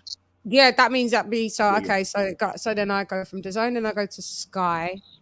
Okay, Yeah, so free. DAZN, Then it starts at 5 p.m. our time. But then the main event starts at 8 p.m. our time. So 4 a.m. for you for Loma Fuck, Comey. is it a 4 a.m. Loma and Comey? Fuck, do you know how much time I'm up to? It's like, well, it's 4 a.m. Like, but I'm sick of it now. Yeah, I know. It's so boring. Every time we just always have to be up like 6 a.m. and that. It sucks after a while. And I'm the type of person that go, well, I'll just watch it tomorrow. But I can't do it. Once I know that it's on, I'm like, no, I can't. Yeah, you got to see it live, man. It's not like yeah, it, the adrenaline starts to pop. Okay, so that's a 4 a.m. and then that's it, finished. But no need to go near tomorrow as well. You can't watch that fight. It's on Showtime. I don't think you can watch that. It's on Showtime. But it's not pay-per-view, though. It's not pay-per-view. It's not pay-per-view. Do you still see it or no? You can't. Okay. Yeah. No. Yeah. Okay. So okay. Yeah. That sucks. Okay, so you guys have got a good. Huh? I'll tape Nonito Donaire. I like him. Oh, he's gonna knock that dude out. He's gonna knock that dude out. That's gonna be a good fight. And so tomorrow is a whole long day of boxing. I love days. It's loaded. It's loaded. Fucking locked in and loaded, mate. Proper locked in and loaded. Is Mal doing a fight watch along? I think he said he's gonna do the Loma fight. Oh, he's doing Loma. Yeah, no, I can't be. I'll be watching that fight in bed. But you know me, I'll be like, oh, live. Let's do a live after the fight. Like I did that last time, wasn't it? After Bud or someone, I did it after. So you never know. Actually, if it's a classic fight, then everybody want to go live. Yeah, then if it's a classic fight, then everyone will go live. It's like, whoa. Yeah. If it's a classic, and then Oh yeah, Dimitri Bivol is fighting as well tomorrow. Oh yeah, is it Amando? I'm not sure if this guy's the mandatory for his belt. I got to check the rankings, but yeah, he's fighting Umar Salimov. I don't know if he's number one or whatever, but yeah, I think he's Amando. A lot of people's not really that. Yeah, their fight's kind of flying under the radar a bit. Yeah, I got a question. Yeah, I'm hearing that Demetrius Andrade is going up to 168. Possibly, yeah. I saw that. Possibly, and he'll have to vacate the belt. I don't think it's a good idea. I think it's a good idea to go to 68, but only if you know if you've got a really solid plan. Because remember, you're going to be beltless, so you're going to have less leverage. You could go up there beltless and still not get any fights. Thank you. Like what happens who is this guy that was supposed to fight him? Is this guy any good at 160? Yanni Beck. Yeah. That's why they're upset about this. They're upset about this guy. Where's he from? Uzbekistan or something? Kazakhstan. Same as Triple G. Kazakhstan. Same as him. Yeah. Yanni Beck. He's a prospect moving his way up. He looks pretty good. Yeah, isn't he like what 10 and something? He's only like 10 fights in. 10-0, 11-0, I think now. Yeah, he just had He just fought on the undercard of Crawford Porter and beat Hassan Ndam, who was the former champion at So I think I heard he won. Andrade feels disrespected that he has to fight. This is the caliber of fighter, like a prospect. Well, I mean, here's what doesn't make any sense because he fought a mandatory this year already in Liam Williams, and they ordered the fight already. So I heard he wants to go to 168 and become Canelo's mandatory. When Canelo fight, Canelo's not going to be at 68 anymore. That's how long is he going to have to wait for that fight? That's the thing, Canelo's not going back to 68. He's undisputed at 68. I don't see Canelo going to do Macabre and then coming to dibble dabble in. But that don't he can't campaign at 168. So I'm a little confused. He should have did this before. Yeah, Canelo's done because once Canelo once he undisputed, he just vacates those belts and leaves them up for grabs. Okay. I heard he's vacating them. So I don't understand why he didn't do this before. Yeah, this is what I'm saying. So there's no point if he wants to vacate his belt to go to 68. Canelo's going to be leaving his belts, and yeah, You guys know what's funny? I'd wait for Canelo. I'd wait to see what Canelo does before I drop my belt. But you guys know what's funny? Like I saw a comment, and I was also thinking this myself. Like when back when Billy Joe Saunders first became the super middleweight champion at 168, the WBO, like Andre had the WBO battle 160, so what he could have done, vacated that belt, moved up, fought Billy Joe, beat him, and then Canelo would have had no choice but to unify with him after when he went on his run. You know what I'm saying? Charlo might be moving to 68. They're boy. waiting. Castaño's going to be fighting Mel in a rematch. In February. The rematch. Charlo's waiting to see, because 68, which Ronnie said on the show, Coach Ronnie Shields, he said that it's getting hard to make 60. Wow. To make 60. Yeah. To make 60. Yeah. Mm-hmm. Now. So he wants to move up. But is he gonna fight Benavidez or what, man? I don't know. Clue. Yeah. I have no clue. They're kind of trying to wait to see. I don't know what the whole entire waiting it. The Coach Ronnie Shields said they're waiting on something. I don't know, to see what the move is.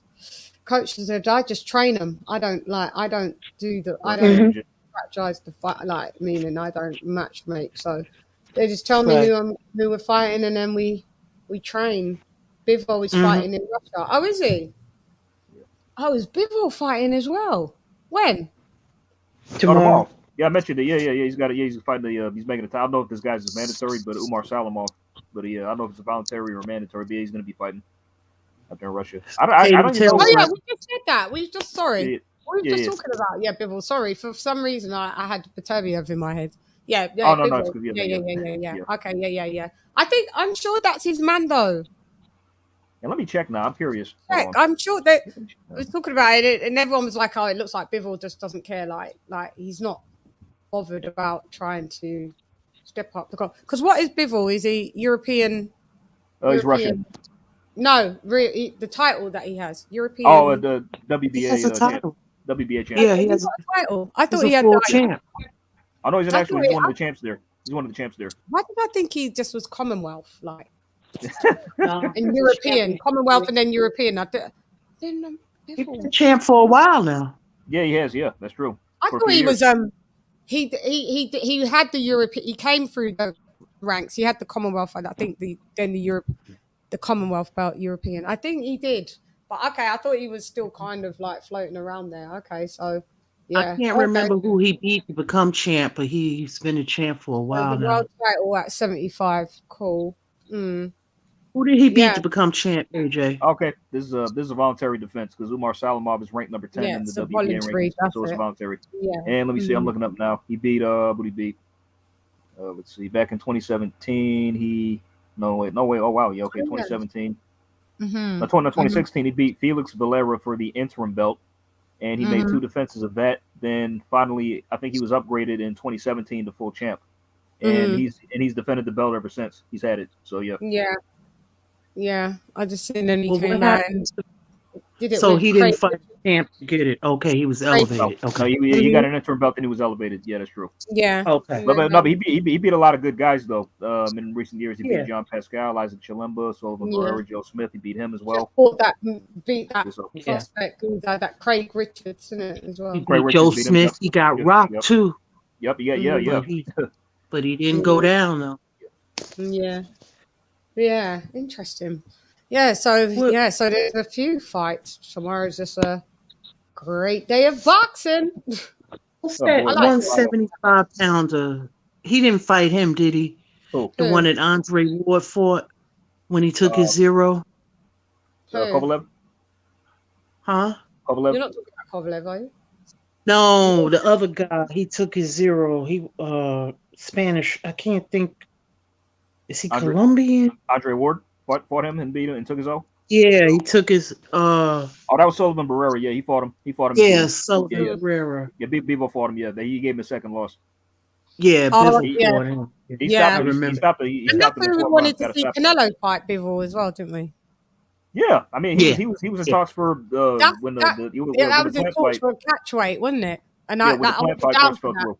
I wasn't Yeah. down for that. But you I don't already like that either. campaigned at 75, so you don't need to try to do any catch weights. You made 75, so let's cut that shit right out. Yeah. I move up. Well, to you know what? 75. The same thing kind of happened with Chad Dawson and Andre Ward. Yeah. Mhm. When Chad said he would come down and fight Andre Ward at 168. So Mhm. Andre called him on it, and he did. And Andre destroyed him. Yeah, he got Chad he never got, been yeah. the same after that. Yep. After that, he got knocked out by Donna Stevenson in the round when he went back to light heavyweight. Yeah. And Chad was a good fighter. Oh, that was a bad knockout, man. That was like a highlight reel. That was highlight reel shit. No, what happened to him? I got some catching up in these fights, man. I didn't see it. Shout out to Bruce Goes. Hey, Shout hey out to Bruce Gold. Yeah. What up, B? What it do with the Chad foe? Chan, I'll send it to you when he got knocked out by Adonis. Yeah. That was some AJ sends me all the fights. I'm just like, load me up, AJ. Load me up. I'll load you up, all right. I know. I got you. I know. Wasn't Chad didn't Mayweather train Chad Dawson? Oh, did he? I didn't know that. I didn't know. No, that. I'm asking, who was his trainer? Was it Mayweather Sr.? Let me find out. Hold on. No clue. Chad Dawson. No clue. That was a bad dude, yeah. Bad Chad, mad. Mm-hmm. Bad Chad Dawson. Yeah, that's what they called him. Yeah, Mad Chad Dawson. Trainers. Oh wow, he had a lot of trainers. Okay, you ready? Okay, he trained with you trained with Floyd Senior. Yeah, that was one of his trainers. Yeah, that's one of his trainers. Yeah. Wow. Who is Senior? That was Andre Ward's greatest performance to me. I don't think so. I mean, he might be. I don't think anybody high profile, but no, because that was Andre Ward's dementia. Does he? He has some form of dementia, doesn't he, Floyd Senior now? I always thought that was Roger that had the issues. No, yeah, he does have punch. Junkie kind of vibe. Yeah, I mean, I don't want to say. I heard his memory. No, sure. Someone said his memory is declined. Because if Floyd said it, Floyd said my uncle died of it, my dad's showing signs of it, and I'm showing signs of it now as well. Floyd saying he's having memory problems as well. I forgot to report it. Yeah. I saw it. Wow. Floyd saying because he couldn't remember sparring David Benavidez. So he's like, but I've sparred David Benavidez? Yeah. Oh shit. Damn. And he said I don't remember him. He said I don't know if that's due to my memory loss or because I've definitely sparred a lot of people, but watch Floyd, he didn't obviously stand out to me. Floyd's so rude. Yeah, he's a prick, man. He's such a prick. The father or the son? The son. Floyd Jr. said Benavidez didn't stand out to him. That's why he doesn't remember sparring him. It must be that. Or, because he's got memory failure. Well, Floyd, you know what? I don't like some of the things that he said about Ali. What was he saying? What did he say? He tried to say I'm greater than Ali or something like that, or he tried to say you didn't. No, you didn't. And that pissed off Mike Tyson. I don't know if y'all saw the clip where Mike Tyson gave his 2 cents on him saying that. I wish Nike would have knocked him out. You know he would have, Lisa. Lisa, you know he would have. Yeah, I mean he would have been a quiet boy in front of Mike. He would have been a church mouse. He'd have been a church boy. Nothing. Why does he? What he said he's better than Ali, or he's comparable to Ali? Yeah, one of the two. Yeah. Someone saying in the sentence. But Floyd believes that he's a safety first fighter, so he believes that a lot of those fighters from back then, like he said, none of that. He believes those wars and stuff. He looks at that like having your faculties and stuff later on in life, and like fight smarter, not harder. So I could be wrong. I think he looks kind of down. I don't want to say down, but he fawns on them like. He said he hasn't taken a lot of loads of punches like he could have, but he's taken punches nonetheless, and that's what he's got CTE. Yeah, and that's why his memory is now failing. he feels, Floyd. He got quite choked up as well. Junior. Junior, yeah. Floyd Mayweather Jr. Wow. Yeah. That was like 2 days ago. I forgot to say it. Uh-huh. Like, you know when I'm like, Right. yeah, I'll report that, and then I just totally forgot. Yeah. Yeah. Yeah, I ain't really big on Floyd like that. Great fighter, but just like when you start saying stuff about Ali and all them, you ain't fought the level of people that Ali fought. No, stop it, Floyd. Can't say nothing. Stop your shit. Don't mention your name in the same breath. Leave Ali alone? Just stop mentioning your name alongside him. Yeah, Tyson Fury do that bullshit. Yeah, Deontay Wilder do that bullshit. Now you got Floyd Mayweather. I mean, well, that's easy for Tyson Fury to do when you don't fight anybody. For the last 5 years, he's fought nobody but Wilder. Am I lying though? Really? Them two's tripping. Did you see that? He mentioned Wilder again, so stand by, like I said. Oh, anytime God, no. Wilder, Oh, no, man. They fight again. Any fucking time. Man, we've seen that shit 3 times now, man. Yeah, bro, we don't need to see it again. Don't you dare do this to us, because I will. If that fight happens, I'm literally boycotting that fight if it happens again. I'm serious. If it's announced, I'm boycotting it. Bro, I thought I was boycotting the last one. We did a full watch party. I will say this though: the third fight was the best one of the series. Yeah, the third fight was the best for me. Yep. Because it was multiple droppage, and it went longer. Yeah, they beat the crap out of each other. Yeah, basically. Yeah, I didn't mind it. Lise, did you? In the end, did you feel like? Did you feel like it was a good fight to watch in the end? I mean, it was okay. I think they trying to say, like, oh, it was the best thing. I didn't. No, it wasn't like that. I know they tried to step it way up. I thought they looked sloppy. It was a classic. I thought they looked sloppy. Me personally, I thought Wilder, I didn't like the way he looked. I felt he was way too big. And Fury was too big too. So was Fury. Looked a damn state. Yeah, you're right. It didn't look good. Look, they both looked mad beatable. They did. Yeah. They both. No one told me nothing in the comments. They both looked mad beatable. Before we get any fanboys that come through, they both looked mad beatable. I've said it. I mean, Tyson Fury is not invincible, so he can be beaten. You know. Yeah, this is what I know. I don't understand why people were saying, "Oh, it was the best trilogy." No, it wasn't. No, it wasn't. Not to me. That's just my opinion. I mean, it's like I was saying. It's like this is like the first trilogy in like amount of times where like one fighter didn't win. You know what I mean? Like. Yeah, I've never seen a trilogy where it just got worse for one fighter. Yeah. I mean, it's like why he didn't win any of the fights, and everybody's calling him like everybody's trying to prop him up, like saying he's like, oh yeah, he's the best. It's like he a lot made him. He's got so much heart. He just got beat up. Let's just have it right. Stop capping. Yeah, he does have heart. He showed heart. Yeah, he did. But like, don't make it like it was fucking like this. I don't know. Like they've made it like this is a Holyfield and Riddick Bowe. Those was great. Those like, guys had so much more heart. That's my opinion. Much more heart. Yeah, Lise, this is what they do. They just gas this shit up, mate. They just gas it up. Yeah, but that's for people who don't know like other boxing. Like I've seen trilogies like Pacquiao and Marquez. Those was Floyd had. Don't get me Pacquiao. Floyd had two. Floyd had two. Morales. Did Floyd have a quadruple? No. He just rematched. He rematched. Castile and Maidana. That's it. Yeah, Castile Maidana. Yeah, that's it. Yeah. Now the Pacquiao could have been a trilogy, I believe, if it happened in 2010. What? Pacquiao? Yeah, that would have been great. Yeah. But Pacquiao Floyd ain't trying to. I mean, because Floyd was supposed to fight Pacquiao way back in 2010. Like I remember March of 2010. That if he had it then, he probably could have fought him more than 1 or 2 more times after that. Yeah, he's not going to do that. He's not that kind of fighter. That was so fucking boring. Oh God, jeez, boring. Man. They made us wait that long for that shit. Yeah, that fight was so boring. I was just like really fucked off how boring that fight was.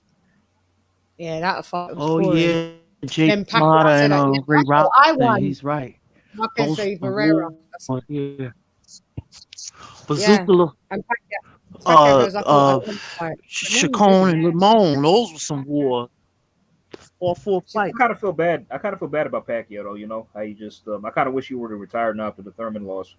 Me too. Sorry, on a the high. Thurman Yeah, win. on Yeah, a high. you know, yeah, Yeah, you shouldn't have had Ugas beating you. No, bro. I mean, like he in his prime, he would have destroyed that guy. No disrespect to Ugas, but you're not levels. Yeah, you're not levels, mate. Yeah. And it's like a few years ago, he'd walk right through Ugas. Yeah, it shouldn't have happened. That's what pissed me off as well. Ugas shouldn't have had that on his resume.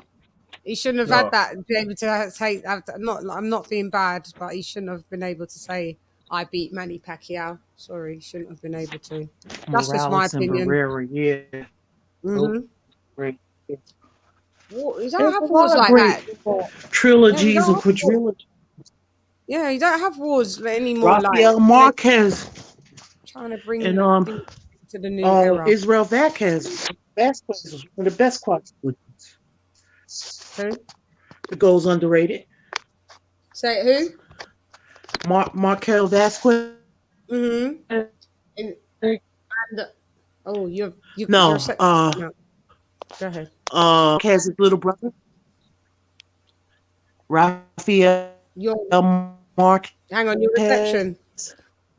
Yeah, you've gone robotic. Vasquez was great, huh? You went robotic, sis. It was like round. You hear me now? Yeah, but you hear me now? Yeah. Can hear you now. It's can hear you now. Yeah, I don't know where they got. Yeah, I don't know where they're getting this. Fury Wilder 3 was just the best thing since sliced bread. It was alright. It's a good fight, but not one of the best we've seen. It's not like that. Yeah, it's not for them to go always going overboard, man. Just always doing the most. You hear me now? Yep. Mm-hmm. Rafael Marquez versus Israel Vasquez is a quadrilogy. It is 4 wars. Vasquez, Vasquez lost his eye, I believe. Yeah.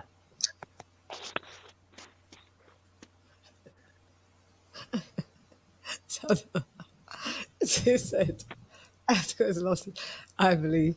Yeah. No, he did. Israel. I know, it's just like, I know, like, wow, like, fuck. I know it was the war. He said he has no regrets. He said he had no regrets. He's a true warrior. He's got no eye. Because he's a warrior. He's a true warrior. Like, wow. That's a fucking warrior. So he said, yeah, Vasquez, I believe he lost his eye. He went, yeah. I was thinking, fuck. Yeah. That is, yeah. I love Marquez's little brother was a great fighter. I need to. Do you see on that fight?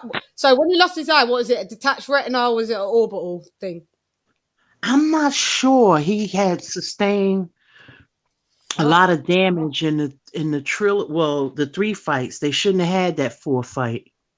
And his eye was just, I'm not exactly sure what the injuries were, but he lost sight in his eye, unfortunately. Wow. Yeah, that's deep. I've seen him at a couple of Showtime fights in the audience. Yeah. And has he got a patch on?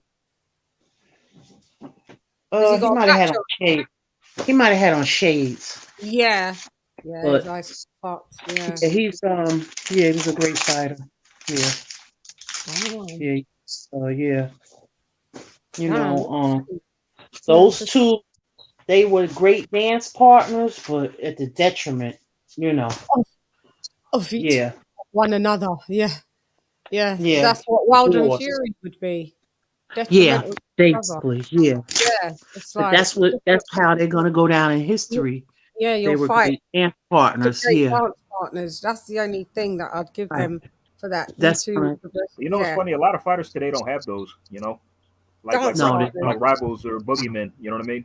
That he just went toe to toe with. Yeah. Yeah.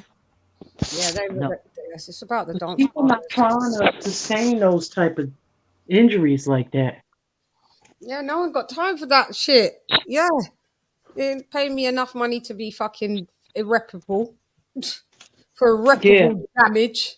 I know. Fuck, Yeah. it's not. Nothing's worth that, man. It's not really worth it. If you can. Yeah, you don't know the damage. I was hearing this guy was on a channel one day, and he was talking about the damage that Gotti was sustained from the 3 fights. It was unreal. I'm like, that's unheard of. Like, the internal damage. The internal damage. Yeah, that was war. Remember we watched them as a rewatch. That was fucking. They went to the depths of far and beyond and came right back, mate. Like, and I can't believe they did that 3 times. Yeah. Oh, Mel Griffin had he fought Benny Paret quite a few times. Unfortunately, the last fight ended in Benny dying. He didn't die. He didn't necessarily die in the ring. He died at the hospital. But didn't that guy insult Mel Griffin to call him like a homophobic slur or something? Yeah. And that pissed off. I think he beat him up for that, right? Or Emil? Yeah. Damn. Yeah. Damn. Yeah, because I think Mel Griffin was he was gay, if I'm not mistaken, right? So yeah, I believe it was. Yeah. Did he commit suicide? Mel Griffin? Yeah. I don't think so. No. No, he was still around. Yeah. He was still around. He was one of the greater. He was one of the great 160 pounders. 60, right? Yeah, middleweight. Yeah, he was. Yeah, he was one of the greats of middleweight here. See, that's why. That's back when like the weight classes were very scarce. It's like there was no in between. Like there was welterweight, middleweight. Like hey, it's like that's why I kind of wish that was around now. Let's see you go up. Let's see you go up that high and try to win the title up there. You know what I'm saying? Right. Instead of going to like light middle or super wild, just all this mid stuff. Yeah, that's why I don't call these fighters bums. Everybody has a place. Some people are gatekeepers. Some are world class. Some I don't call bums or none of that because they put their bodies through and all that. I hear other fighters, top fighters, call other fighters bums. I hear Mike Tyson do it, so I'm like, all right, it's cool. Yeah, well, maybe they could do it. Yeah, but I know what you mean. But yeah, I know what you mean because it's tough to get in there and do that shit. No, it's like I couldn't do it. Yeah, I couldn't do it. So yeah, I couldn't do it at all. So yeah, you're right. You're right. All right. So guys, we are wrapping it up. It's been. I might do a live tomorrow. Just stand by and look in the community tab. You never know. You know when I'm ready. I just on the spur, but we'll see how it goes. It might just be a day in bed watching boxing, just chilling and talking on my boxing group. On the group, y'all. And that's what I do. I enjoy doing that with you guys. So. Yeah, definitely. Yeah. Like, yo, sis, did you see that? Yo, hey, did you? Yeah. I like we do that. Like, yeah, we always get into it. So I think we'll probably kick off we'll kick off with the. Sis, will you be able to get the? Oh, it's on DAZN, isn't it? The Algerian Ben. Yep. So we'll all kick it. We'll all tap in for that. That's DAZN. Yeah. That's DAZN. So I want to thank Hector Garcia, mi hermano, cariño. Gracias, buenas noches y muchos besos y abrazos para ti siempre. Thanks for joining me. Antonio Mosley, thanks for joining me. In the building. Joseph Torres, thank you for coming through like a mile again. G. Martinez, Bruce Goes, thank you for joining me. Chili and Cornbread, thank you for joining. John Lejeune, thank you for joining. Who else is there? Oh yeah, it's this prick. It's still on my timeline, the prick. Hap. Sorry you didn't get to join us, but don't worry. You've been in the chat, doing well, policing the chat correctly, Hap. Police in the chat correctly have. Yeah, yeah. Fury's trash. Hector Garcia. Tell us how you really feel. Fury's trash. Yeah, I know. I just don't like the guy. Salute Hector Garcia. Yeah, salute to Garcia. Shaka Melks Rogers, thank you for joining me. Hector Garcia, Hector, thank you for the super chat, Hector, as well. Massively appreciated. Ronald Finkley in the building. King Ron, thank you for the super chat as well. Jay Styles, thank you. Antonia Luna, thank you. Grind Hard, Fight Fan, Gabrielle, Greydax, Oscar, thank you for coming. Militant Mind, thank you for coming. Robert McDonald, Kelvin, Oscar 180 XS, thank you for coming. I appreciate you guys for rocking with me. I want to say thank Lisa and AJ and Tony's review. Tony's going to do his breakdown, fight breakdown. To go over to his channel, check that out, and I believe he is going live tomorrow. So check out Tony's review. He'll be doing some good reviews and be getting them on. The Truth, thank you. Hap, thank you so much. Abe, thank you for rocking with me. Khan O'Connor, thank you for coming through. King Ron, thank you for coming through. Hector, otra vez, thank you for coming through. Who else? Chad, you doing a rewatch on Sunday? Or? On which fight? Yeah, I'm gonna do. Oh, but we wanted to do. What did we want to do? What was we gonna do? What was the choices were? Was it Cruz Davis or Figueroa Fulton? One of those? Or? Oh yeah, we'll do one of those. Oh, we'll just do one of those. Oh boy, yeah. Yeah, we'll do one. We'll do one of those. One or the other. Yeah. I don't mind. Yeah, we'll do rewatch along on Sunday, guys. Look out for the tab of what we will be rewatching and point scoring. Thanks for reminding me, AJ. No problem. Lisa Bales, thank you for coming through. AJ OJ. Who was else on our panel? It was just me, you, and Tony rocking, wasn't it? Was it someone else? That was it. Just Tony. It was just self-goal. Yeah, we started a live one, but that's it. That's what we've got. I've shouted out everyone. Usually the scrolling keeps going, but yeah. She's coming. Hap wanted to come through. Yeah, you said Hap, she's coming. Yeah, Hap must have fell asleep. So thank you guys for joining me. Massively appreciated. It's what time? It's 5:37 in the morning here. So this bitch is going to bed. 12:37 for me. Yeah, 12:37, and it's like 9:37 for me. 9:37 for AJ. Damn it! You're lucky, AJ. I know, right? You've got more day left. Yeah, you're lucky, for real. Anyway, guys.